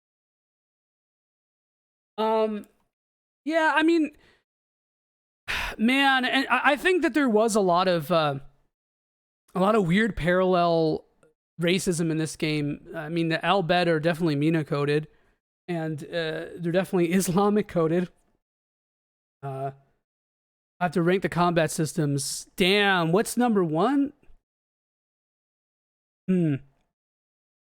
For a while, I would have said 14. Like, unabashedly. And then I think I maybe would have said 11. But yeah, all right. Sorry, I'm done ranting about 10. I think that it's a beautiful game. A lot of really cool things that it put in. I just don't think it's the unabashed diamond that everybody makes it out to see. Did Katase do that 11? Yeah, probably. Yeah, 10's themes are prescient, and I think that 10's themes are good. I just, why did you layer that shit in Blitzball? Why did you try to connect it to FF7? Why did you make Titus a character? Why did you design Jekt to look like that, bro? I'm not saying Titus. I'm sorry, it's not gonna happen. What Raph said, yeah. All right, let's talk about 11. 11's really fucking good, man. This is a good ass video game. So it's kind of this is probably the single most difficult game for me to rate. Thank you, Jelly. Thank you for that. Oh, actually, yeah. Let me address what RN said. There's a couple games that did FF10 better after FF10 than FF10. Baten Kaidos. Also, Tales of Symphonia. I kind of like aspects of Tales of Symphonia a little bit more than 10. Even Lost Odyssey is a little bit 10-esque. But no, I think 10 story is actually really good. I think on paper it's one of the highest ones up there. Some of the way the plot... Oh, also, sorry, one last thing about 10. Also, really bad issue with the character development dropping off in that endgame, man. That whole... And I never hear anyone talk about this. The end of that game feels so rushed.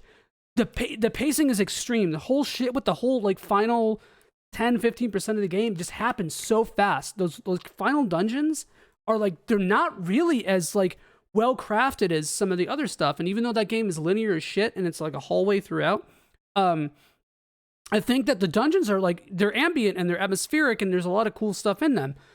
The last dungeon is not so much. All right, so 11.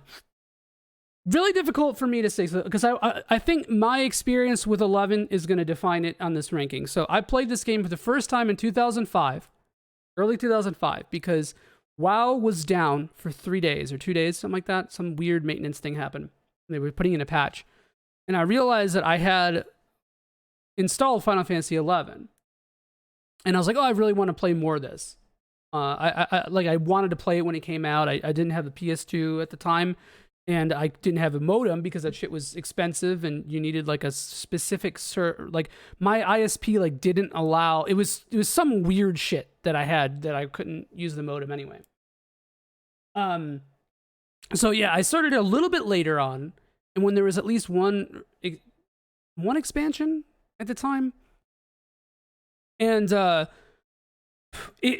was used to like WoW Classic or Vanilla's slow leveling, right? I was used to that, but 11 really kicked it up a notch, and 11's UX was horrible. You couldn't minimize the game because Square Enix said, none of that. You will not be doing that. You will not be looking up guides for the quests that are really esoteric. So I downloaded a mod for that, and that made that a lot better. A lot of stupid UX decisions that were just there to sell subs or there to exploit the player in a lot of ways. But I think not always for the worse, because there is because this game's tight-knit community focus in the early years really did make it an extremely unique experience. And even compared to its contemporaries like EverQuest or WoW, it really forced that on players and really made people forge connections.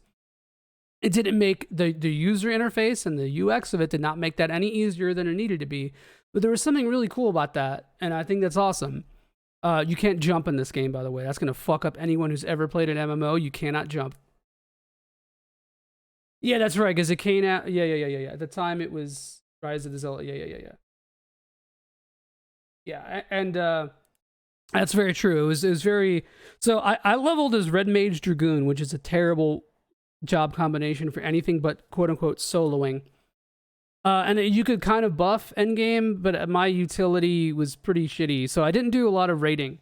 But the thing I want to focus on with 11 is that the world building is insane. it really made you like feel each zone, feel each thing in this game. And like the story wasn't as overt as 14. It's again, I'm talking about this game posthumously. It's really difficult to talk about it contemporarily.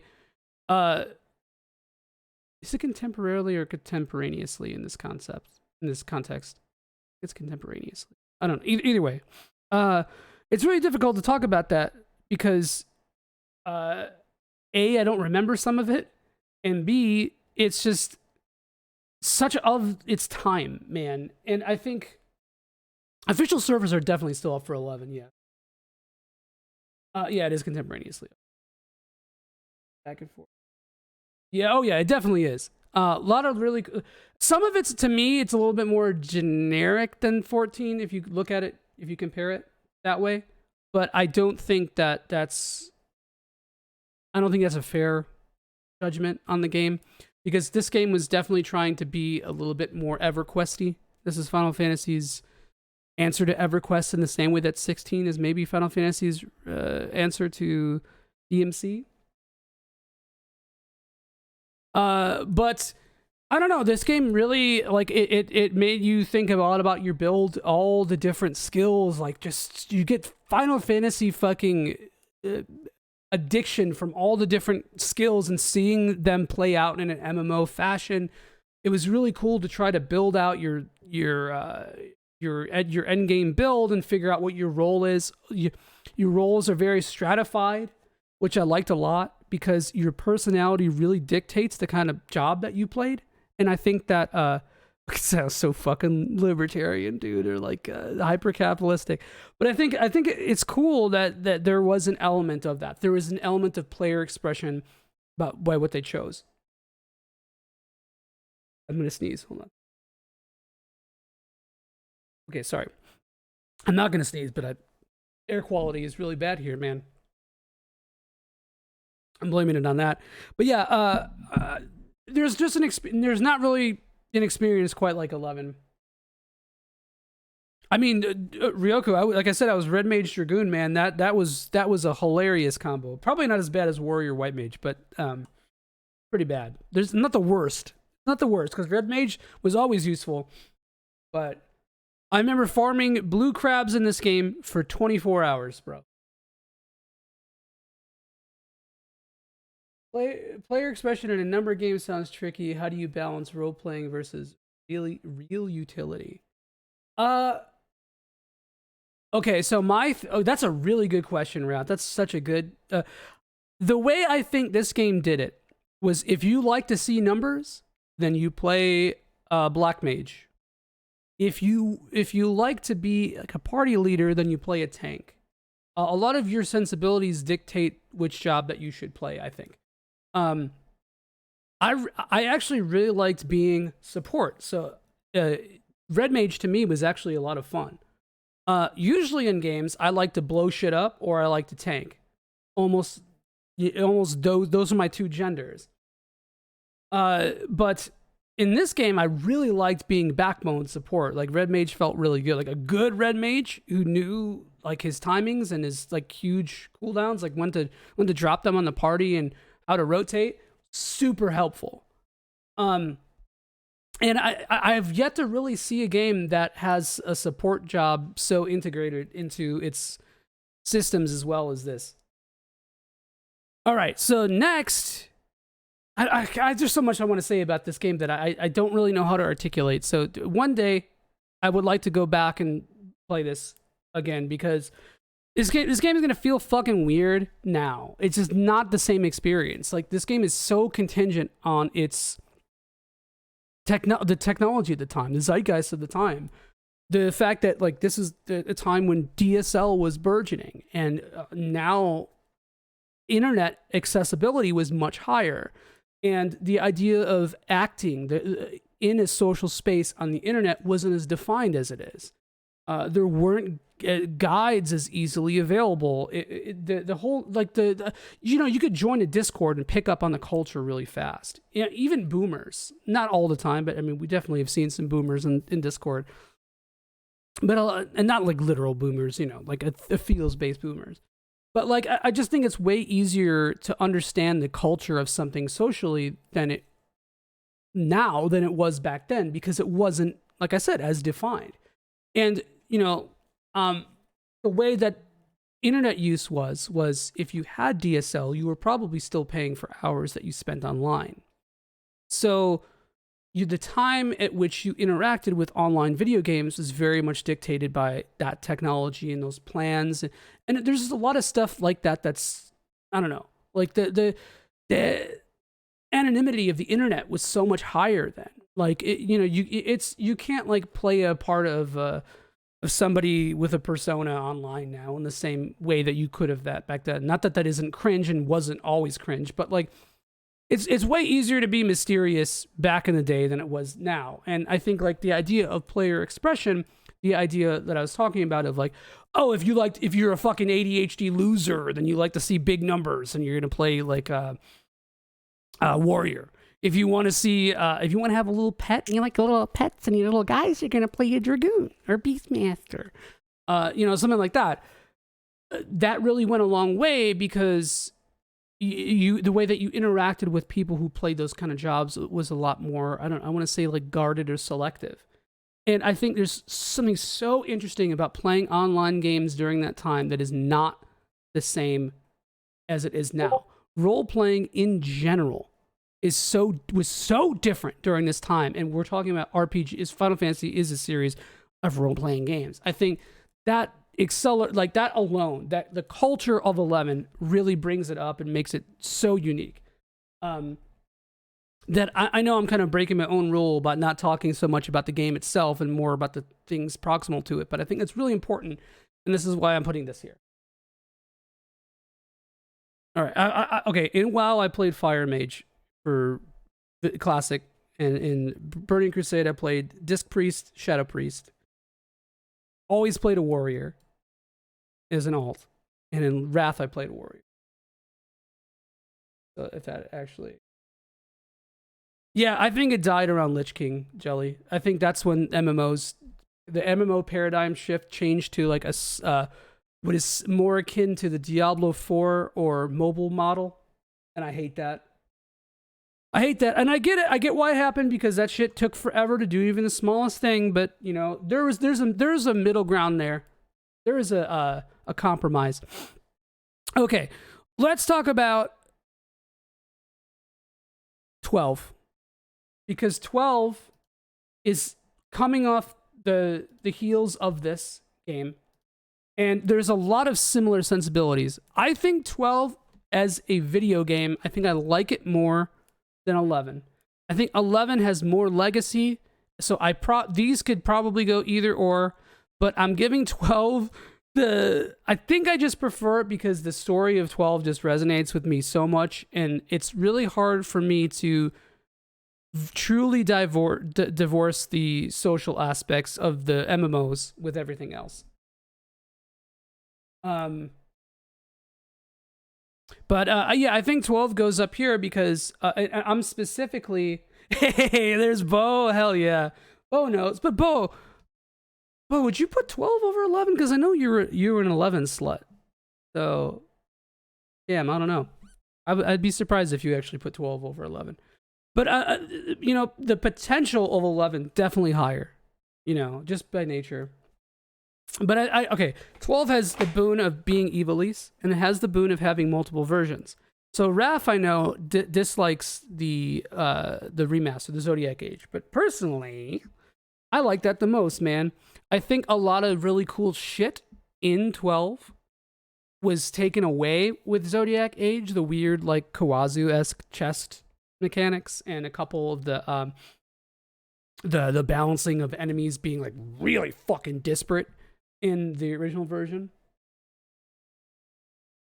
14, 12, or 11 the same for you. I get that. Yeah, and so, but I like the trial mode so much. I think it's a really cool aside to the game itself, and the soft I almost said soft jellyfish. The soft job system in Zodiac Age is really sick, and I think in subsequent patches they changed it So you can respec jobs, which was kind of scary. Because even though you could beat that game technically with any combination or none, it hurt if you picked the wrong thing. And I love the freedom of 12. And 12 does feel Saga-esque because you can go to a lot of later zones. You can do the trial mode to get some really good items early on. There's a lot of cool brokenness. And one thing I didn't talk about is in this whole thing is that every Final Fantasy has something about it from jump or early on in the game that lets you break the game if you know it really well. One has the Peninsula of Power and job combinations that you know are better than others. 2 has the entire game is like that. 3 is kind of similar, where if you know the bosses, then you and areas, stuff like the dividing things, you know how to deal with them as Dark Knight or that kind of shit. You just know what to expect. The gimmicks. 4 is just pitifully easy, so it doesn't really matter, but there are a couple cool things like Palimporum's Twin Cast and a couple like Darkness being broken early. Just kind of like smart choices what you can make. Like each of the Final Fantasies has something like this, but I think 12 does it extremely well. And 12's like, I guess like side quests are probably my favorite in the series, like the hunt board and the little other mini side quests. And so when I first played this game, I kind of hated it because it was coming off of 11 and WoW. I think I said, why am I going to play an MMO that doesn't have an end game? It doesn't, I'm doing this just for a single player game. It didn't feel right. I felt like a waste of time. But, that was the Blizzard mindset talking, man. Yeah. So if that's the case, why am I so mad at 10's combat? Huh? Okay, because 10's combat is just like, it has the illusion of choice. The sphere grid doesn't actually even really fucking do anything. Even if you do the international version and you make Titus a black mage and Yuna a warrior and Riku a blue mage, it doesn't matter because the only thing that differentiates people is the limit breaks at the end of the day. And some limit breaks are so much, or overdrives are so much fucking better. The stats are like minuscule. The magic, so much about 10 is inefficient. It just feels like inefficient gaming, TM. But I do like that 10 has, I'm not saying it's a completely bad thing, though. I think it's cool that 10 also has its own flavor of it. I just don't like it as much in 10. That makes sense. And it's not necessarily about getting overpowered fast. It's more about, I think, having the potential to break the game is knowledge and experience, like that synthesis of knowledge of an experience and the freedom to do so is the really interesting thing about Final Fantasy to me. And 12 has a lot of that. I think 12's story is really, really fucking good in a lot of ways. It's very nuanced. It could be very boring to people, but I think that it's a little bit different than what Final Fantasy was doing outside of 11. But it's also very similar to 11. A lot of its plot beats are really 11-y. People always say, it's Star Wars. And sure, yeah, maybe.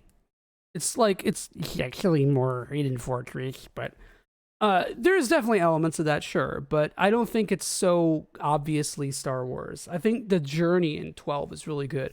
I liked how 12 tried to stay away from a lot of the series conventions while also utilizing them. It did different summons that were based on the Ivalice lore. Like what's his name, like Kukellan instead of fucking Titan or something. I think that was really cool, naming the ships after the summons. It's good. There's a lot of really good character writing in 12. It's just a bit marred by its kind of dry presentation, and the fact that, okay, one of my biggest issues with 12, the way that the voice acting is, the fidelity of the voice acting, it's super compressed. And even on PS2, it sounds like Dookie. And I don't think they had the actual masters of the voice lines. So it sounds really weird on Zodiac Age. And it sounds jarring. And that's always kind of thrown me off a bit because it's like the Baten Kaitos has this same issue. But yeah, no, I think 12 is fantastic. It has like some of my coolest FF growths in the system, like in the whole series, rather, the way that things take their own flair. It's just, it's a good ass video game. The conclusion's a little messy. It's a little boring, the conclusion, I think. But if you really look at the lore, and I don't want to spoil it, but if you look at the lore of this game, it's super depressing, dude. Like the way that the story ends is like, it's a very telling the human experience. And I think one of the biggest themes of the end game is not using a power for the sake of power, trying to do stuff of your own will. I think it does the friendship aspect of Final Fantasy super well in a way that's not overly cheesy. But I love Ivalice. I'm definitely biased toward Ivalice. So by that extent, I think I'd put Tactics like right here. I think it's under 11, but I think Tactics is Tactics is a game that's 100% about breaking it. To me, trying to play Tactics legitimately is unfun. It's the same thing with Fire Emblem Fates. I don't think the battle system is fun to play casually. I think it's fun to play, I guess, just Critical Path. It's fun to just grind out the jobs and get broken and test out stuff and get stupid shit. That's just my opinion. I don't think that's true of the game itself. That's just how I like to interact with Tactics. And it's very difficult for me. I've done like a regular play. When I played through it recently, I actually just played through it with very, very minimal grinding, and I just didn't like it that much. I much preferred going ham. And maybe because I played it off the heels of Tactics Ogre, which is basically Tactics Ogre 2. Don't kid ourselves here. Or Tactics Ogre 1.5, depending on how you look at it. That's not like that's not pejorative to the game. It's just, look at the development of it. That's how you. But I liked it a lot, and Tactics' story fucking hits. I think Tactics' story is better than 12, but I like 12's world. Like 12's world. All right. I didn't talk about 12's cast. Ash, one of my favorite Final Fantasy characters. Bosch kind of rules, but he also falls off in the second half of the game. There's kind of no reason for him to be there, other than the spoiler that you guys know. Fran is okay. I'm like I said, I'm speciesist. I don't really like bunny people. But Fran is the best of all the anthropomorphic animals, for sure. I like her arc. Balthier, great. Great character. Fucking love Balthier. Penelo, no, throw her in the trash, man. I'm sorry, Jelly. Fuck Penelo. Penelo's the worst character in this game by a large margin to me. But Vaughn? Okay, I hate Vaughn, but in theory, I hate Vaughn. But I like the way the story is framed around him. I think his naivete and just general, like, lackadaisical, like, lust for life, his little Aladdin self, really carries the story forward, and I like that a lot. I like how he doesn't become an anime god.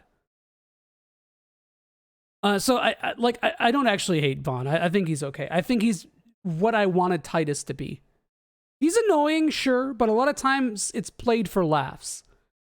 I think of that line about him asking Fran's age and everyone getting pissed off.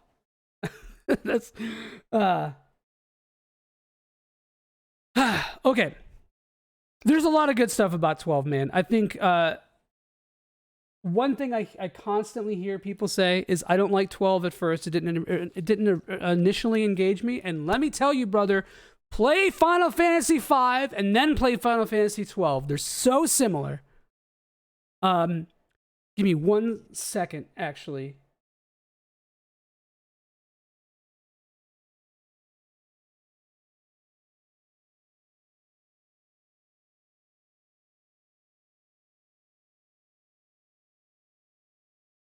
All right, sorry.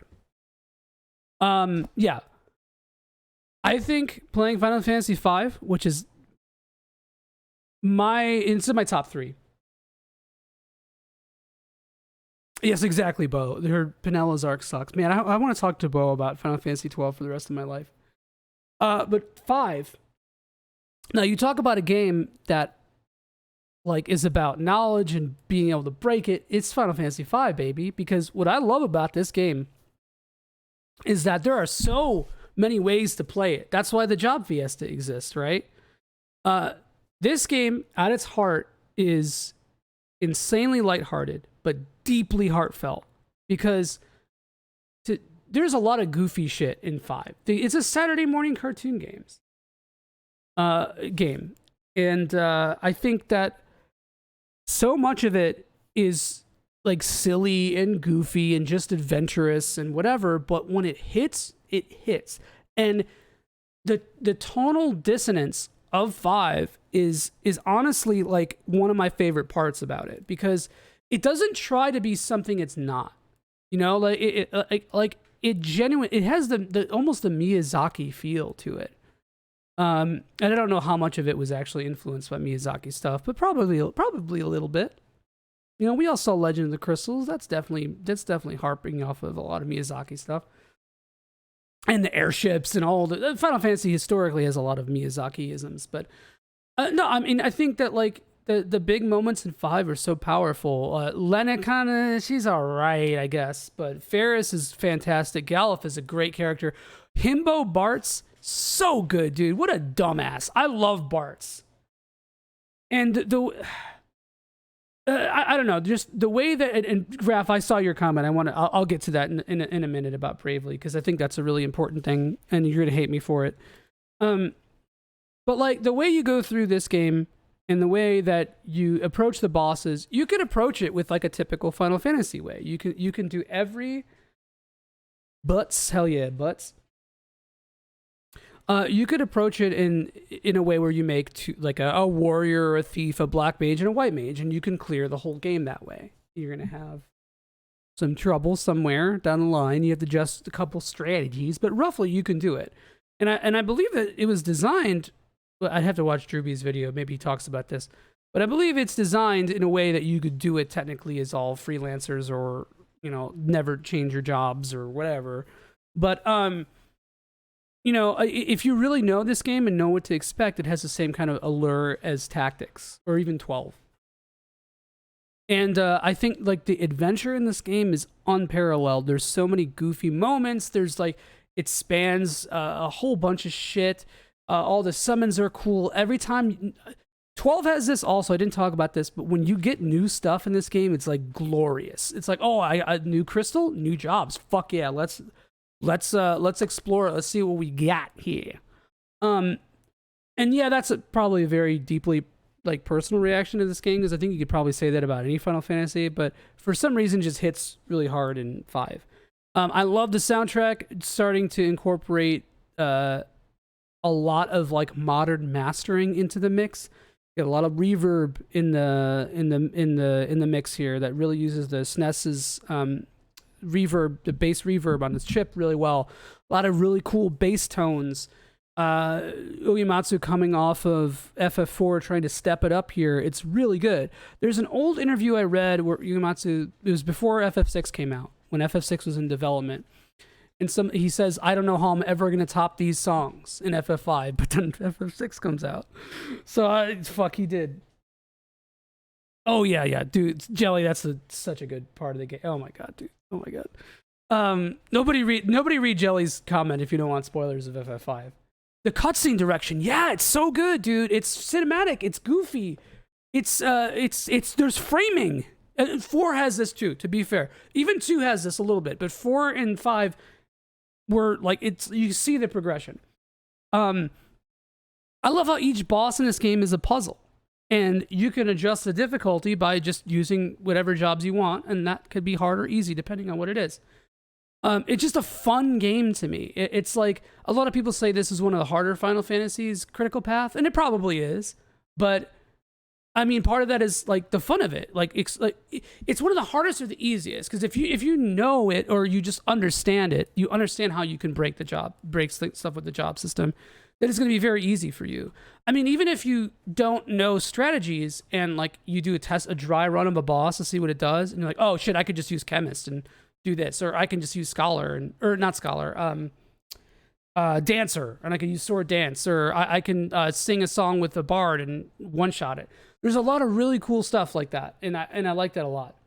The level design is great. The fucking sprites, like it just to me, this is like one of the quintessential Final Fantasy things because it's so many different styles mixed into this very like accessible package. Man, you're gonna love Runa. I'll hop on, Ref. I'll hop on. I don't know. Just everything about this game is like, it just feels like an adventure. It feels nostalgic, even if, you know, you have no nostalgia for this time period. It's also very 90s anime. I have a bit of a weakness for that for sure. It's not a good story, but it's like, maybe it is a good story. You know, it's just not a dramatic story, really. Like it's not a, it's not what FF6 is. It's not what FF4 is. It lacks a lot of the melodrama, but it also has it in spades. There's character loss, or side character loss. There's things that actually have stakes in this game, despite having a protagonist like Bart's. It's wild. It definitely is one of the best aged Super Nintendo games. I love FF5, and I think not a lot of people explore this game. I definitely did not like this game that much. And let me tell you what made me like this game this much. Okay, so I played this when it first came out in the US in Final Fantasy Anthology. That came out, I think, right before 8, and it came out as FF5 and 6. The first time we played FF5 in the US. Anyone who didn't import it, who wasn't a fucking nerd. And so I thought it was okay, but I was like kind of expecting something like 6 or 5 or 4, sorry. Something more like, I wasn't expecting FF6, but I was expecting to like it as much as 4, and I didn't. I thought the game was, I was like, oh, the job system's stupid. These characters are dumb. This game's not serious. I don't like it. And I didn't, oh, hell yeah, Jelly, that rules, man. Fuck yeah, let's go. The GBA version is really good, too. I think the GBA version did a lot for this game's appreciation, because I think the loading times in Anthology kind of sucked, and the script was much better. It had another thing, too. The added stuff in the GBA version makes this game so much better to me. The little tweaks, the balance changes, the extra jobs, the extra content, some of the best super bosses in the series, because it forces you not to just use the broken shit. Although the broken shit is still really good on the super bosses and the critical path. But regardless. Okay, so how I got into this game and thought it went from like basically probably like right here to here. So I played Bravely Default when it came out. And I always liked the job system. I just, you know, in its own way, because I love tactics. Right? I always loved it. Tactics has pretty much always been here. Been the same since I played it. But I liked Bravely Default a lot. And I was like, oh, okay, this is really cool. It reminds me of FF5. I'm not a really big fan of FF5, but I like the job system. I hate the core conceit of Bravely Default so much. I don't like fighting the same bosses over and over again with mild innovation. I think the story after the first loop really started to grate on me until it comes back at the end, and then the end fucking whips ass. I just thought the game was the same level of difficulty as FF5 without like actually doing something really cool with the system. It felt a little bit like an excuse to retool to bring jobs in the mix. Have not finished Bravely Second. I only played maybe 5-6 hours Bravely Second. And I like it, but it's just harder for me to get into. It was like harder for me to get into it, I think. I like Bravely Default 2, though. I think Bravely Default 2 ends up being my favorite of the series because the story kind of sucks. But I like the loop a little bit more. It feels a little bit more FF5-esque than Bravely Default 1. It's a really messy game, but for some reason that gameplay, it hits with me a little bit more. Really flawed game. Definitely steps away from what made Bravely Default 1 unique. But I don't know. Maybe I just like the missionary position. But yeah, so I played Bravely Default 1. I think I would probably put Bravely Default like around here, to be honest, if I were to compare it with Final Fantasies. Like, really solid game. I like it. Just didn't hit that hard with me. But what happened was I said maybe I should go back to Final Fantasy V. And so not long after that game came out, guess what came out? The mobile version of FF5. The ugly version with the terrible magic. Yeah, that's fine. That doesn't. I don't think that makes it any better though. Ref, but I don't know. I like how Bravely Default tried to actually be difficult, but it's still just as breakable as FF5 IMO. I like how, but however, I will say that you do have to understand the battle system of Bravely Default, whereas FF5's battle system is very simple, kind of baby. Bravely Default is definitely a deeper game in theory, but I don't think that execution of it hits as hard.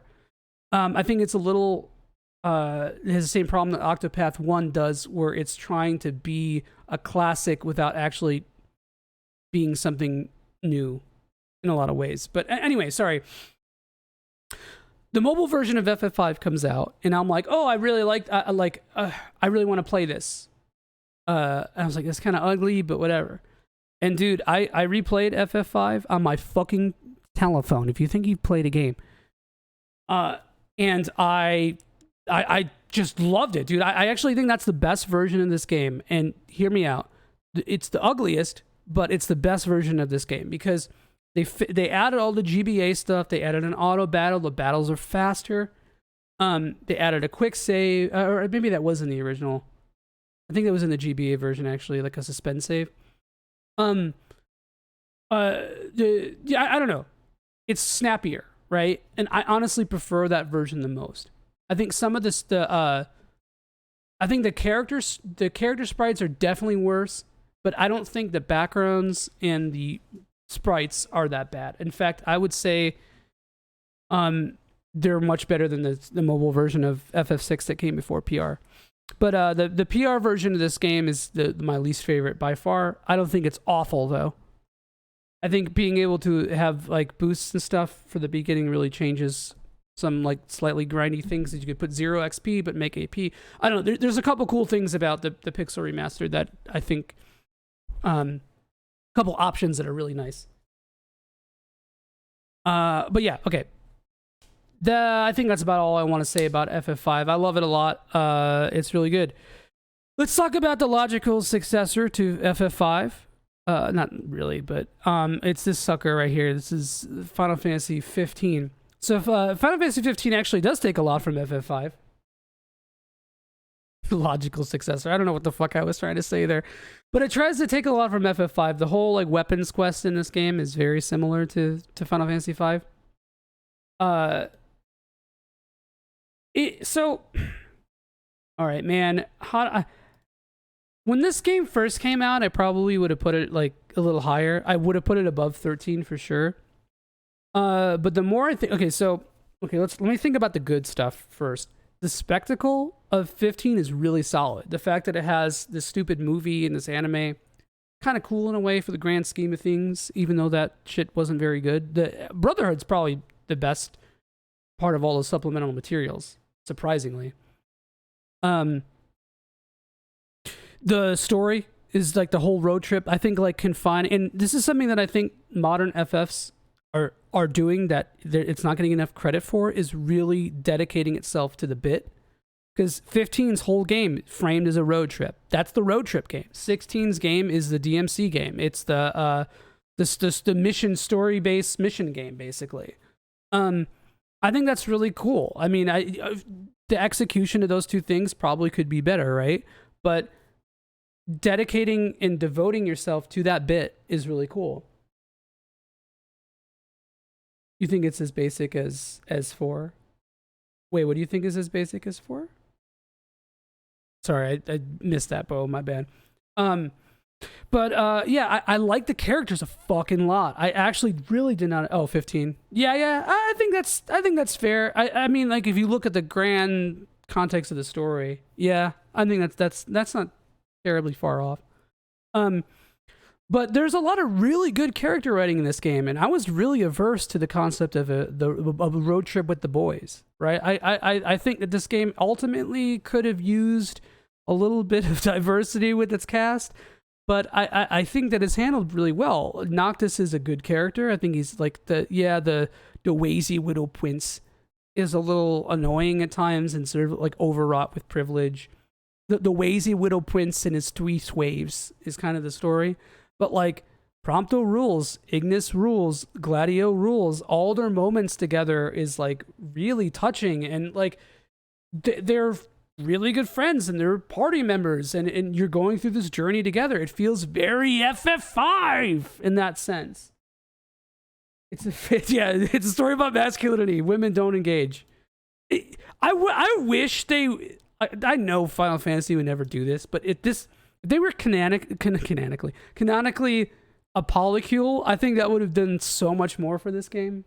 But at the same time, I like how they're just platonic friends, man. Like, if they got gay, it would be fine. But like at the same time, being platonic is also kind of cool. It's non-toxic masculinity.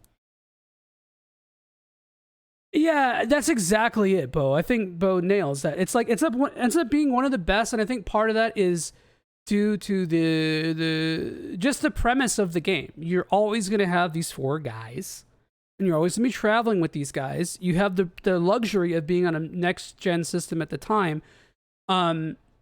Having the technology to write a bunch of voice lines, to have good voice actors, and have that delivery be there. It's really cool. I like that a lot. The combat is fucking atrocious. It's absolutely terrible. I hate everything about it. Warping as a function of the battle system could have been really cool. I never got any feeling of tension with this battle system. The Leviathan fight, though, actually like low-key like that fight, even though it kind of sucks. Just the spectacle of it really carried it for me. I thought it was really cool. The music in it's amazing. I like Leviathan a lot. It worked a lot for me personally, even though it's kind of countervail to a lot of the things I'm saying. No way. You're just slowly chipping away at enemies. The combos are really boring. There's not like routes. It just the auto dodge. It's a one button gambit. I do think the game does a pretty good job of balancing your party around the actions that you, the player, can make. I think a lot of people really shat on this game for that, and that's not my problem. My problem is the action elements of it. It just doesn't feel responsive. It doesn't feel like I just don't like it personally. I think you could probably do a lot of cool shit in this game. I remember in the demo, I was soloing the Iron Giants. Like, I was like killing stuff way higher than me. And when the game first dropped, I did like I found the Yojimbo dungeon super early, and I did it like by like hitting him once and warping away, And it was kind of like cool to be able to do the FF5 thing or the FF12 thing where you kill something super early, or the Xenoblade thing. But then like after I played through the game, I was like, something's not sitting right. And then Kelly played through it later, and I was fucking around, and we did another playthrough, and I just really, on round 2, man, it was not hitting at all. Yeah, but you know what, Raph? I hate Kingdom Hearts. I like Kingdom Hearts 2's gameplay. I like Kingdom Hearts 1's gameplay. Like some of the music. I like the boss fights in Kingdom Hearts. But I feel nothing for Kingdom Hearts. Kingdom Hearts 2 is the best one, I think. I played all of them except Kingdom Hearts Tree. I need to play Tree. And luckily, I don't give a shit about the story of Kingdom Hearts. So Kingdom Hearts 3 looks kind of sick to me because the gameplay looks fire. No, I live alive, baby. But yeah, okay, so 15. All those, the weird pacing. FF8, you're back, baby. We're back here. We're back in the orphanage. Weird fucking pacing, terrible open world. I really didn't like the open world. It's just everything takes forever. The cooking, the dumb little level, the way you level up. I get what they were trying to do with it. I just don't think it's super amazing. Yeah, the FF8 similarities are kind of there, man, in a lot of ways. But yeah, I don't know. I don't think like as like the actual gameplay of 15 does a lot for me, if at all. I like the lore. The summons, ooh, damn, until 16, the summons were my favorite in the series, dude. When we first saw Ramu in that demo, that first demo, oh my god, man, I was blown away. But the way it's integrated sucks. The magic sucks. I just don't like it. It's just not fun to me. It just feels like they're putting magic in there because fucking like a market research survey told them to do that. But I'll tell you what, the emotional highs of this game, my god, man, the end of this game, the final act is so good. It's so good, man. I think Arden is probably the best Final Fantasy villain. Like, was he presented as that? No. But I'll tell you the thing, and I always say this is getting into spoiler territory, so I'm just saying, just keep that in mind. The real villain of this game is not Arden, it's Bahamut. And the theme of this game is basically the powers that be dictating life and trying to break out of that. Break the cycle in a lot of ways. Arden sucks ass and he's like a genocidal maniac or whatever, but he did break the cycle, right? The Star Scourge and all that kind of stuff. But the real enemy is Bahamut. Bahamut manipulated Arden into doing the shit that he did. And I think that the fact that the game never makes you confront Bahamut, the fact that the game never overtly tells you this is the villain, and the fact that you, again, big spoiler, the fact that you, the main character, and your best buds all die protecting the realm when the real villain is still out there and never actually gets confronted. It even gets used against the antagonist of the game, the final boss of the game, is so true, bestie. This is the kind of shit that happens in life, man. That's the way that power cycles and struggles work. And I don't know, like, I think, like, if you look at the game's themes as, like, the end of monarchy or whatever, it's kind of sick, because it's like, that's, like, the last king. You know, Noctis is the last king. Let's move on to something else now. There's a lot of really cool things in 15 that I think get understated or just, like, people bitch about because, oh, this Nomura-ism, even though it was Nojima who wrote the script, I believe. I don't think Nomura wrote that script. I don't know. There's a lot of really cool shit about 15. It's just that so much of the user experience and the combat of this game brings it down. I think one of my favorite parts of it are the disjointed experiences, the disjointed pacing, the weird stuff with the Shiva arc, which Final Fantasy has not done kindly to Shiva in a long time. All that stuff is really disjointed and feels kind of awesome because it really changes the pace of the game. Not everything is sterile. One of the biggest issues I have with a game like Octopath is how sterile it is.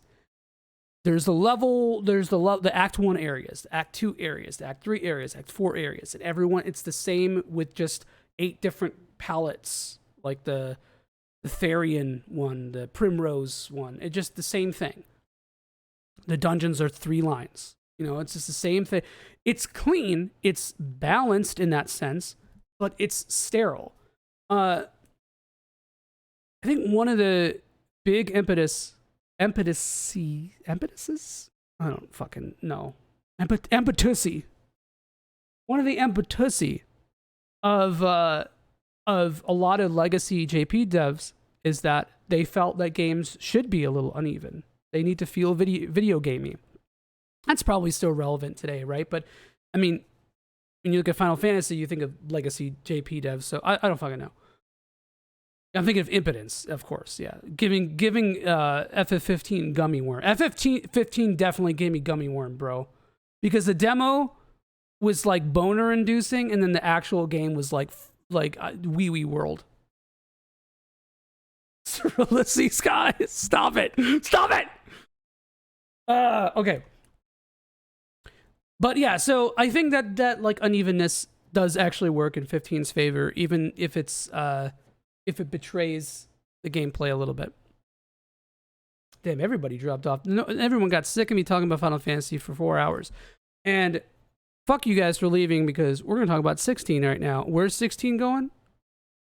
I think either right here or right here. All right. So, I don't want to spoil anything for 16 because it's new, right? But the story of it is one of the best. I think it's one of the best in the series because it does character moments as well as 14. It does spectacle better than probably any game in the series, to be honest. It has like drama akin to Tactics in 12, and it has, how do I describe this? I guess like, so one of the big things about Final Fantasy to me is the bonds that you share, right? With your party members. And every Final Fantasy basically ends with you using the power of friendship to defeat God.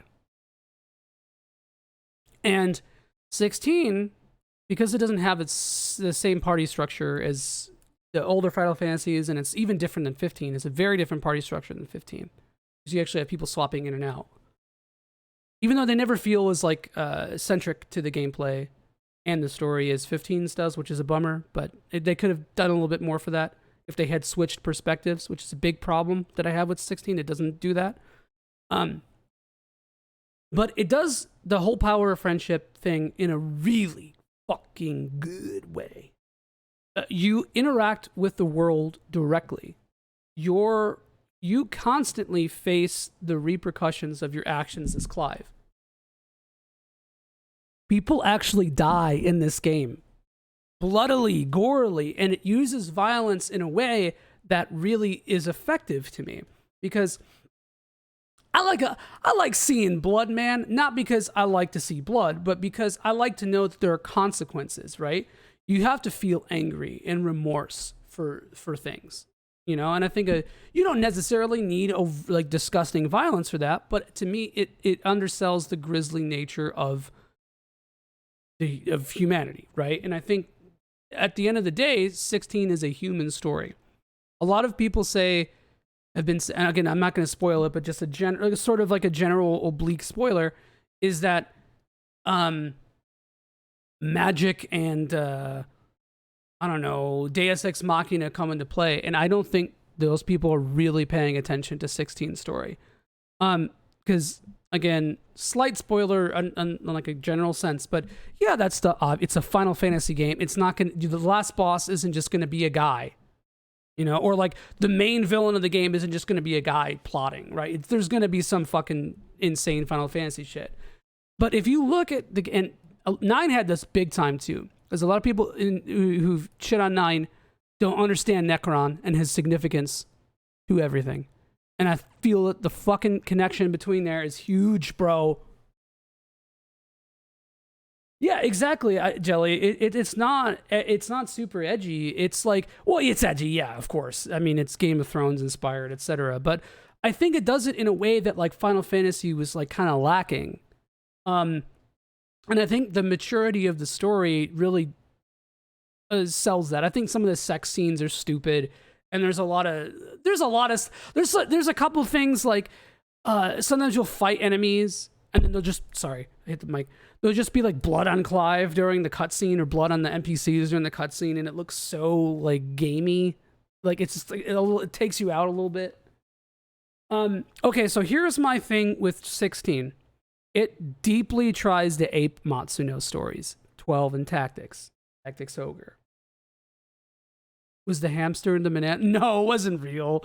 But the implication of the hamster and the banana is definitely real, though, Raf.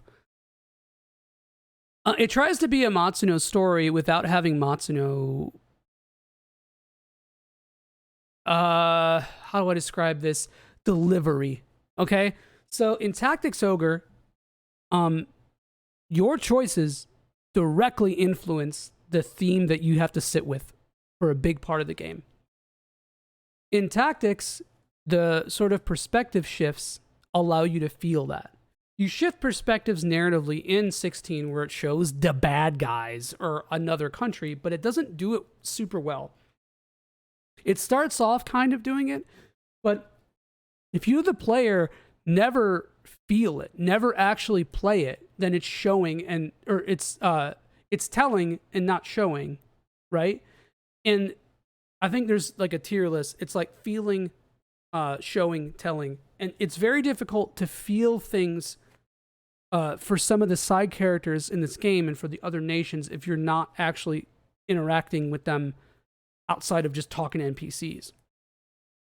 So having segments where you play as Jill, or where you play as Sid, or, you know, one of the side characters, could have done a lot for this game. I think some of the end of the game could have used a little bit more polishing. I think the quests are horrendous. Absolutely horrendous. They're like some of the worst I've seen in a modern RPG, just awful. And it sucks because the stories are great. Like, the stories in most of the side quests are fantastic. It's really sick. But the actual, like, quest design, going through them and picking up 4 little pubes to give to somebody, like, it sucks. It's a lot like 12 in more ways than one, but it's way better at managing spectacle than 12. It's a lot better about being Final Fantasy in the most anime sense than 12. But I think that all it needed was to really deliver some morally gray aspects, and I don't think 16 does that very well. I think it touches on it. It says, "Oh, these are why these people are doing this thing. This is why this is the way it is." But it's not an issue of it's always ethically clear. I think that's where I'm standing here. I mean, you could look at it and analyze it from like a consumer's lens or like a super analytical, like modernistic read on it. But like, at the end of the day, it does posit Clive as like the right way. It is The Witcher, Raf. It's way more Witcher than anything else, man. Geraldo Rivera? yeah.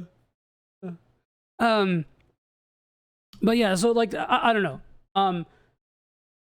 I think for a game that tries to be as mature as it does, it mostly succeeds, but it needed subversion in the final act, to me. It needed something undercutting everything else in a way that isn't the way that happens in the story. That's the only way I could say it without not spoiling anything. It's a really interesting like, the whole game is really interesting. Like, I think there's so much nuance to the character writing, more than any of these games. By far, this is the most nuanced character writing in the series. And you see a lot of that 14 in that. That's fucking awesome. And you get to see a big AAA, I guess, presentation of some of what 14 is doing. But you're also taking the worst parts of 14, the quest design, the zero fucking exploration in this game.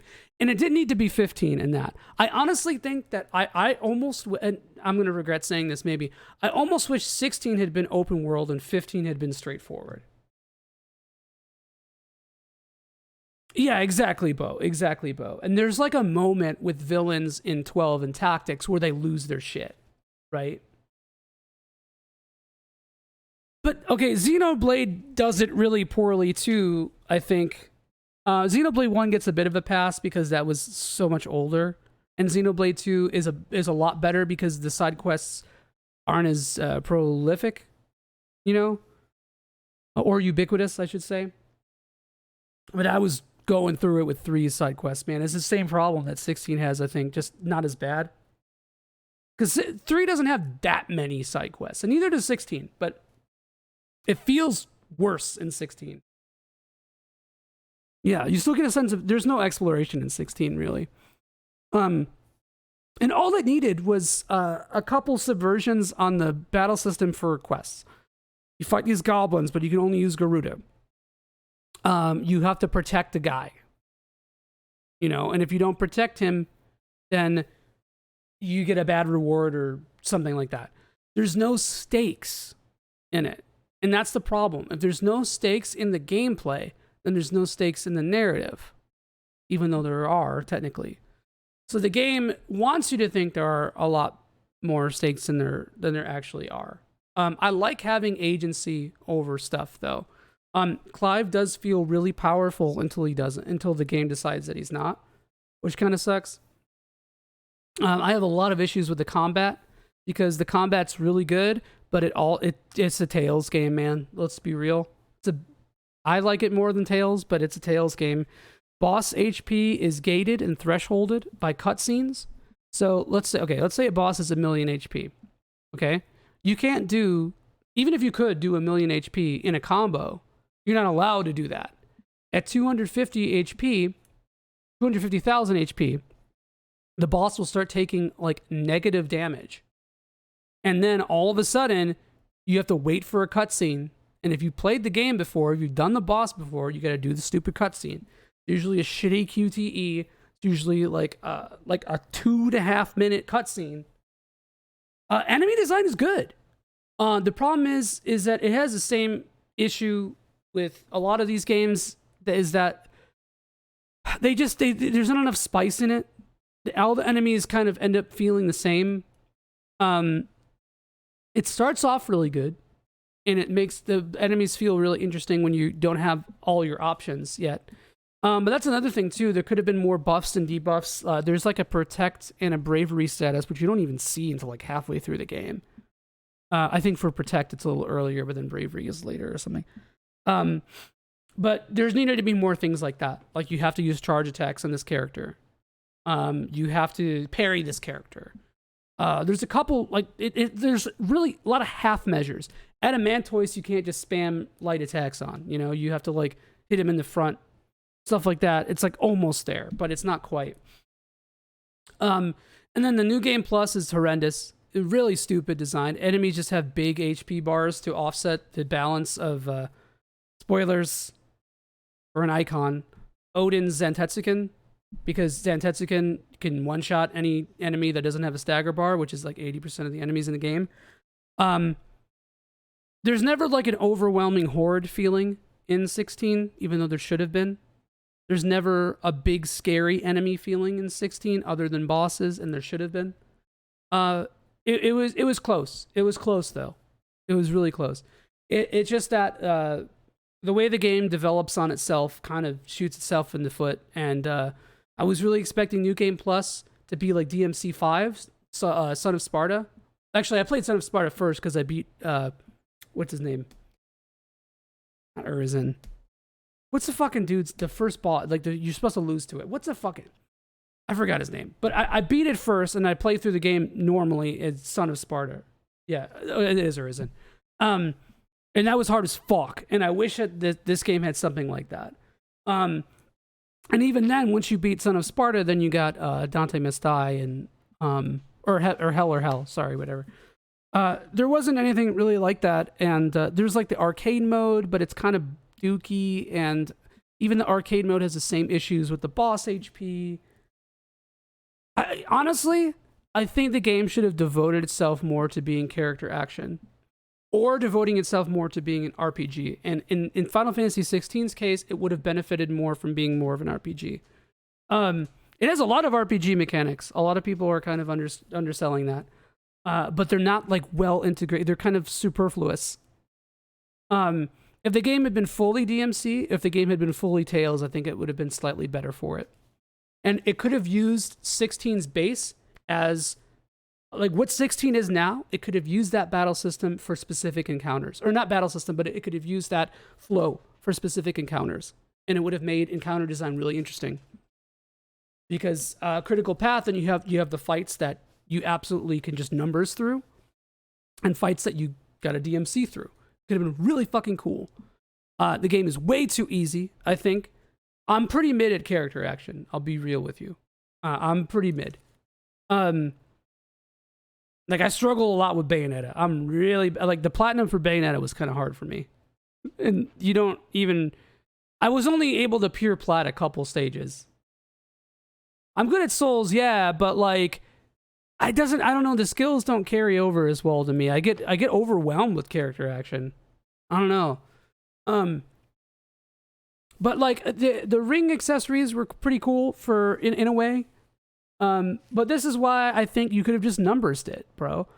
Just numbersed it. Just add numbers. That's how you make the game easy. Just allow people to grind. The accessories are cool because you can experiment. Like the dodge one, the thing that auto dodges, it can help you understand and get a feel for timing for attacks. There was one of the hunt bosses. By the way, I went through New Game Plus in normal mode. I didn't die at all. So when the game first came out, I was changing control schemes, and I was like hitting buttons and trying to figure it out, and I died to like a mini boss, but that doesn't count. But so that I'm not counting that. The Gunt bosses, yeah, but the accessories are kind of cool in a way, but A, they should have disabled trophies, and B, there should have just been a better option for people who don't want to play a character action game like Final Fantasy. I think there could have been Final Fantasy mode where you grind like crazy. You know, like your XP goes up the roof or through the roof, and you get that fucking Diablo feel, and you play through games like one. That could have been really sick, and it would have given the babies. When I say babies, I mean the fucking annoying boomers who think Final Fantasy should always be turn-based. It should have given those people like their little fucking snack. All right. The worst thing about 16 to me, quest design, no exploration, some really questionable game design decisions. But at the end of the day, I think I had a bit of a honeymoon period with 15. I think where I land with 16 now is about where I'm going to land with. I could see it going down to here, maybe. But I think I have a pretty good understanding of the game. And I think in the future, when I think about this game's narrative and people start to discuss it more, I'm not going to glean much. I'm only going to glean more appreciation, I feel, for it. Maybe. They could have just made Kingdom Hearts. Lastly, Final Fantasy VI is my favorite game in the series. Why? I don't, I like the characters a lot. My favorite soundtrack. It's a baby's game in terms of gameplay, but it's really fun. Something about it, it really, we're talking about numbers going up. This game does a really good job of numbers going up. But also making you think that it matters how your numbers go up, because when you gain a level in this game, your stat boosts on the level are partially dictated by what Esper you have equipped. So you have like level up bonuses with your Espers. And I'll talk about this in a sec. And so like, if you equip Ifrit, then you get like +1 strength or whatever. So the game fools you into thinking that actually matters, because it doesn't matter. And it definitely, it does. But it if you're min-maxing your level ups, you're going to clock the game even harder. But the game is so easy that whatever. One thing about 6, its encounter design, its boss design is really good. It's actually fucking good. If 6's encounter design was in FF7, you would see how good it is. And 7 takes a lot of concepts from 6 and 5 and just next gens them, basically. The guard scorpion is basically a mirror, or the mist dragon from 4, things like that. A lot of things in 6 have counters, have absorbs, barrier shifts, specific encounter gimmicks. The what do you call it? The Boston Magitech research facility that makes the ads and has regenerating arms. All that kind of stuff. The Magi Lord before it, Magitech Lord, what the dude that you fight before it. Was in FF14 in the Magitech research facility. Ultimate Weapon. What's another? The endgame boss is really cool. The problem is that 6's battle system is so easily broken by magic that like it just trivializes it. It almost, I mean, granted, again, you don't have to do that, right? It's the same as 5, but when magic is the answer to everything in the game, which it kind of is, it kind of gives you no reason to experiment. Whereas 5, it's like there are some broken things, like Zeninage definitely breaks the game, but like before then, there's still a lot of uniqueness too. And I don't know. There's still so many broken things in 6 that you can just do an all physical team if you really wanted to for the rest of your life. You can use Cyan and who's so the shittier characters, Umaro, like it doesn't matter. The game is still easy. I like that. But like to me, I think they should have made it a little spicier. That's my biggest complaint about 6. My other complaint about 6, I think that some of the World of Ruin stuff could have been fleshed out more. I love how nonlinear that section is. I wish it were more nonlinear. I wish you didn't get funneled into the Sabin Setzer arc. How does this Chocobo Racing spin-off? Which one? Chocobo's Racing or Chocobo GP? Chocobo GP is not good. It could have been. But yeah, no, 6's narrative is fantastic to me. The themes that it presents with each character is really good. All the characters are extremely memorable. Some of my favorite settings, my favorite world maybe in the series. I love the weird steampunk feel. I never played the Chocobo card game. Chocobo GP sucks though. It really sucks. That could have been a cool game, but it's a microtransaction retooled mobile game. So oops. Oopsies. Bad. Magitech armor is awesome. This game has some of the coolest summons and magic effects in the series. Celeste is the best female protagonist in Final Fantasy. The scene in the beginning of World of Ruin is probably my favorite Final Fantasy thing ever. The ending is heart-wrenching. There's so much emotion in the story in this game. I can't even like. It's a little threadbare if you look at it now, with like, especially after playing 16, where you're like, what the fuck? How do you go back? But I don't know. It still hits, man. The subtlety of the story and the world is just really solid.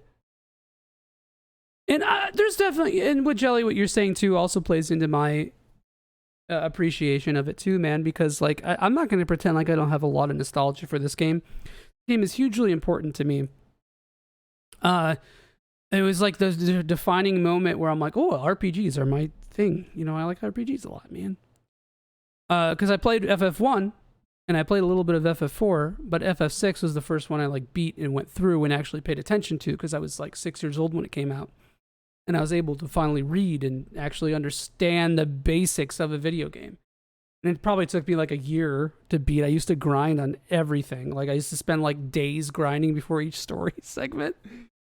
I remember when you first get the Espers, I spent like a week as a kid just grinding in that little thing with Sabin and Edgar and Celeste and Locke. But yeah, no, some of my favorite designs in the series. Every character looks Metro. I love it.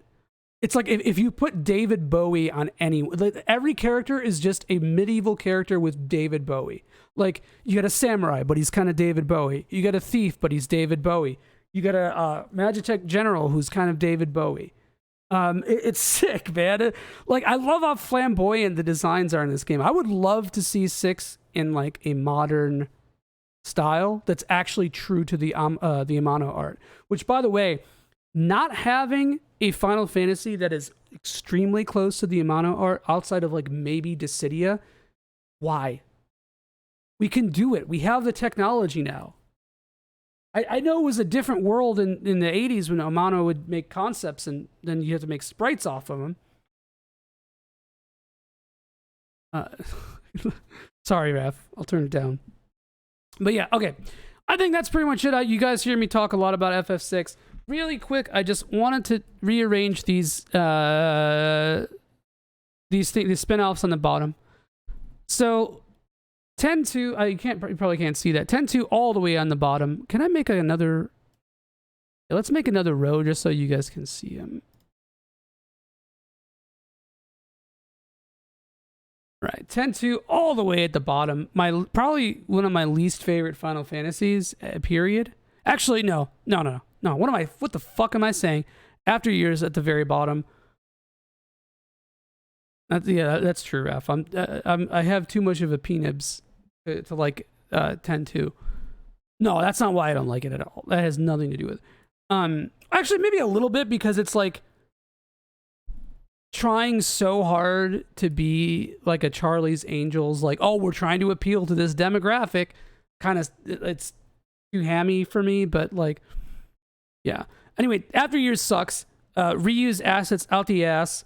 Reuse concepts out the ass. Most of the new characters are terrible and unnecessary. But the final act of it, the final chapter, really sick. Puts a really interesting spin on the FF4 universe. Yeah. 10-2, hate the story, hate the presentation. Again, reused assets out the ass. You're just fighting the same dudes from 10. Hate it. Battle system is great though. Putting ATB with 10's battle system, funny how that little thing makes it so much better. Funny how that works, man. Love this game's combat. The encounter design kind of sucks though. That's where there's like 4 or 5 good bosses that are great. The mission structure, eat my ass. I hate it. So much missable, stupid shit. It's like all the worst parts about 8. I can't stand it. Again, if this game had been an action RPG or something, it could have been sick. I would have paid more credence to it. That's fair, Jack. It's probably pain. All right, all right, so what's after that? 13-2. I think I was a little unfair to 13-2 because I heard that a lot of its concepts were supposed to be from Chrono Break. And I see where that came from. I just deeply hate Sarah and Noelle. I hate the general plot structure of it. I don't think 13's world needed a time travel story, man. I think 13 ended its story perfectly fine. It didn't need a sequel. It didn't need Fabula Nova Crystallis. The music I'm not a huge fan of, and it's funny because I love Homauzu, but these two games I just don't think it really hit. The Chocobo theme makes me dissociate. I think in theory, it fixed a lot of problems with 13's battle system, but again, the counter design didn't really do a whole lot of favors for it. And I don't like the Pokemon aspect. I also 100%ed it when I was like kind of not feeling the game super well, and I was a little bit salty toward Final Fantasy during this time. So I definitely could see myself putting this game, appreciating it more. Caius is great, dude. Caius is a great character. There's some really cool moments of the story, but as a whole, man, I don't know. That's below 3 to me. All these games are below 3 to me. Lightning Returns. Actually like this game. The story sucks. The ending is really cool, but the gameplay and combat is awesome. You can see the groundwork for FF7R. It's actually solid. Hard mode is great. It made me really think like about how I was playing it. I was like anti-mashing. You love 13-2 because the bad guy who is canonically the strongest FF. Yeah, I don't think Caius is, but of course, who directed this? Was it Tabata? Either way, it tells the main characters what will happen if they kill him, and yeah, yeah. I mean, 13-2 is like it's kind of I'll take the proper noun simulator of 13 over it any day. Actually, Revenant. What else about 13-2 or Lightning Returns? Actually, I like Lightning. I think she's an alright character. I think she's kind of badass in this game. I like how you really have to deal with a lot of bullshit. It felt kind of like a MCU movie with its like almost like a Trails game with its way it deals with the crossover stuff, or not crossover, but like I guess trilogy crossover stuff. But what's his name? Punel's whatever. It's fucking the final boss is really sick. Main bad guy, God, who is basically the creator from After Years. I actually theorize it might be the same guy. Okay, Revenant Wings kind of sucks. I think I'd put it right here between these two because I love RTS. I like when RTS elements find their way into regular RPGs. But the characterization here stinks a lot. Like it's kind of a mess. It's for the Pikmin fans. Yeah, to be honest, this is a game I don't even really remember. I know I beat it. I know for a fact I beat it because I remember my MySpace. I made my MySpace profile picture, a picture of the end screen of this game, the end, like the credit roll of it. And I also was a little bit more. I didn't love 12 as much as I do now. I like to revisit this at some point. Maybe I'll emulate it again and play through it. 14, it's 1.0, right? So putting it right here. I would actually put 1.0. I'd put 1.0 here. I think it's the worst. Actually, yeah, that's fair. That's the worst Final Fantasy. That's 1.0 FF14 at my no, fuck that game. There's a lot of really cool Galaxy Brain stuff to it. You know what I realized? The Uematsu tracks in this game are fucking amazing, dude. I'm not a big fan of anything that Uematsu has done after FF10, and even FF10 was what's his name? Suzuki and Hamauzu worked on the soundtrack with him, and all the bangers, Wandering Flame, etc. All the ambient stuff is mostly Hamauzu. Seymour's theme was Uematsu, but he did like 15 tracks for this game for 14 1.0 that are like mostly like hot. Dude, they sound like Falcom Sound Team tracks. They're so good. There's one that sounds like him trying to do a PS1 FF battle theme with modern technology, or modern to 2011 or 2012. And it's so fucking good. It's so good. I do not hear enough people talk about how good those tracks are. And wow. That's like, I think a lot of that caps Soken stuff until Stormblood. So that's the one really good thing about it. A lot of really interesting choices. The world in and of its Eorzea was cool. But the actual gameplay experience of this game is one of the worst I've ever played. So I didn't play it when the moon was going down. And I played it, I want to say 4 months after release. I built a PC for it, and it ran like shit, and I thought it was my fault, but it's really just the game. So yeah, fuck that. This made me actually consider not liking Final Fantasy anymore. So between 13-2 and a little bit of Lightning Returns and this, and Revenant Wings and all the shit that was coming out at the time. Did you not? No, I didn't, man. And I actually did not understand how much of a reputation that game had, 1.0 had, until later. Like, much later. Until ARR. I was playing ARR, and I remember talking to my FC mates. And I was like, oh, did you guys play during 1.0? And they're like, yeah. That was like, dude, what? You played during that? I was like, yeah. I didn't realize the legacy of it. It's fucking... I was a boomer during this time. Like, it was weird, man. The way I interacted with stuff was way different than I do now. And I didn't have a lot of time to play stuff back then. And I didn't put as much of myself into it other than Street Fighter 4. So yeah, now Tactics Advance, it's not a huge fan. I think I would probably put it right here. I think that's fair. Just my MySpace, buddy. So yeah, I think you're right. Tactics Advance, really cool job system. Love Green Mage. Bro, I'm basic. I don't like the laws. I think the laws are stupid. And the reason why I think the laws are stupid is because, hey, A, I hate following the law. And B, I think they're too disparate. I think it's a cool concept that's not integrated super well. It asks too much. Oh, it's too widespread. And I'm sure that there's ways to manipulate it. I'm sure there's like max efficiency party loadouts. Wait, why, Raph? Why did it cause your parents to split? So I didn't play. I've played maybe a couple hours of this. I just got it not super long ago, so I can't actually say. So I'm gonna put this all the way. From what I've played, it's looking like it's like over here. Probably. Yeah, I don't know. This is the one game I really can't speak too much on. But yeah, here we go. Here's the full tier list.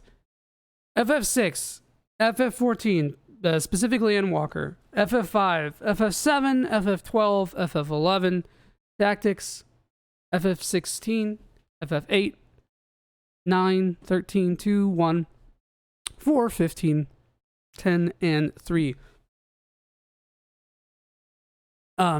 Again, within these tiers, my mood can change.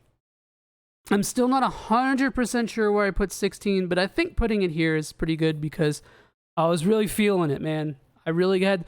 I don't think anything in 16 hit me as hard as the end of 15, though.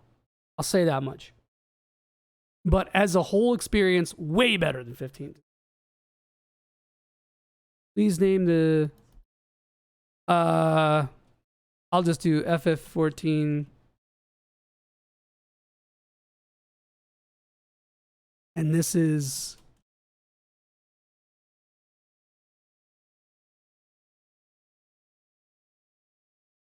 yeah. I think that's fair. The only thing is it makes it look like these expansions are below 10 and 3. I don't know. They're definitely not. I don't know how to... I don't think I could figure out a way to put this here. I don't... It'd be too granular. And the spin-offs would make things even more complicated. But I think this is the spin-offs are pretty comfortable with this ranking. The only thing is I haven't finished Tactics Advance 2 or played enough of it to really be able to tell you.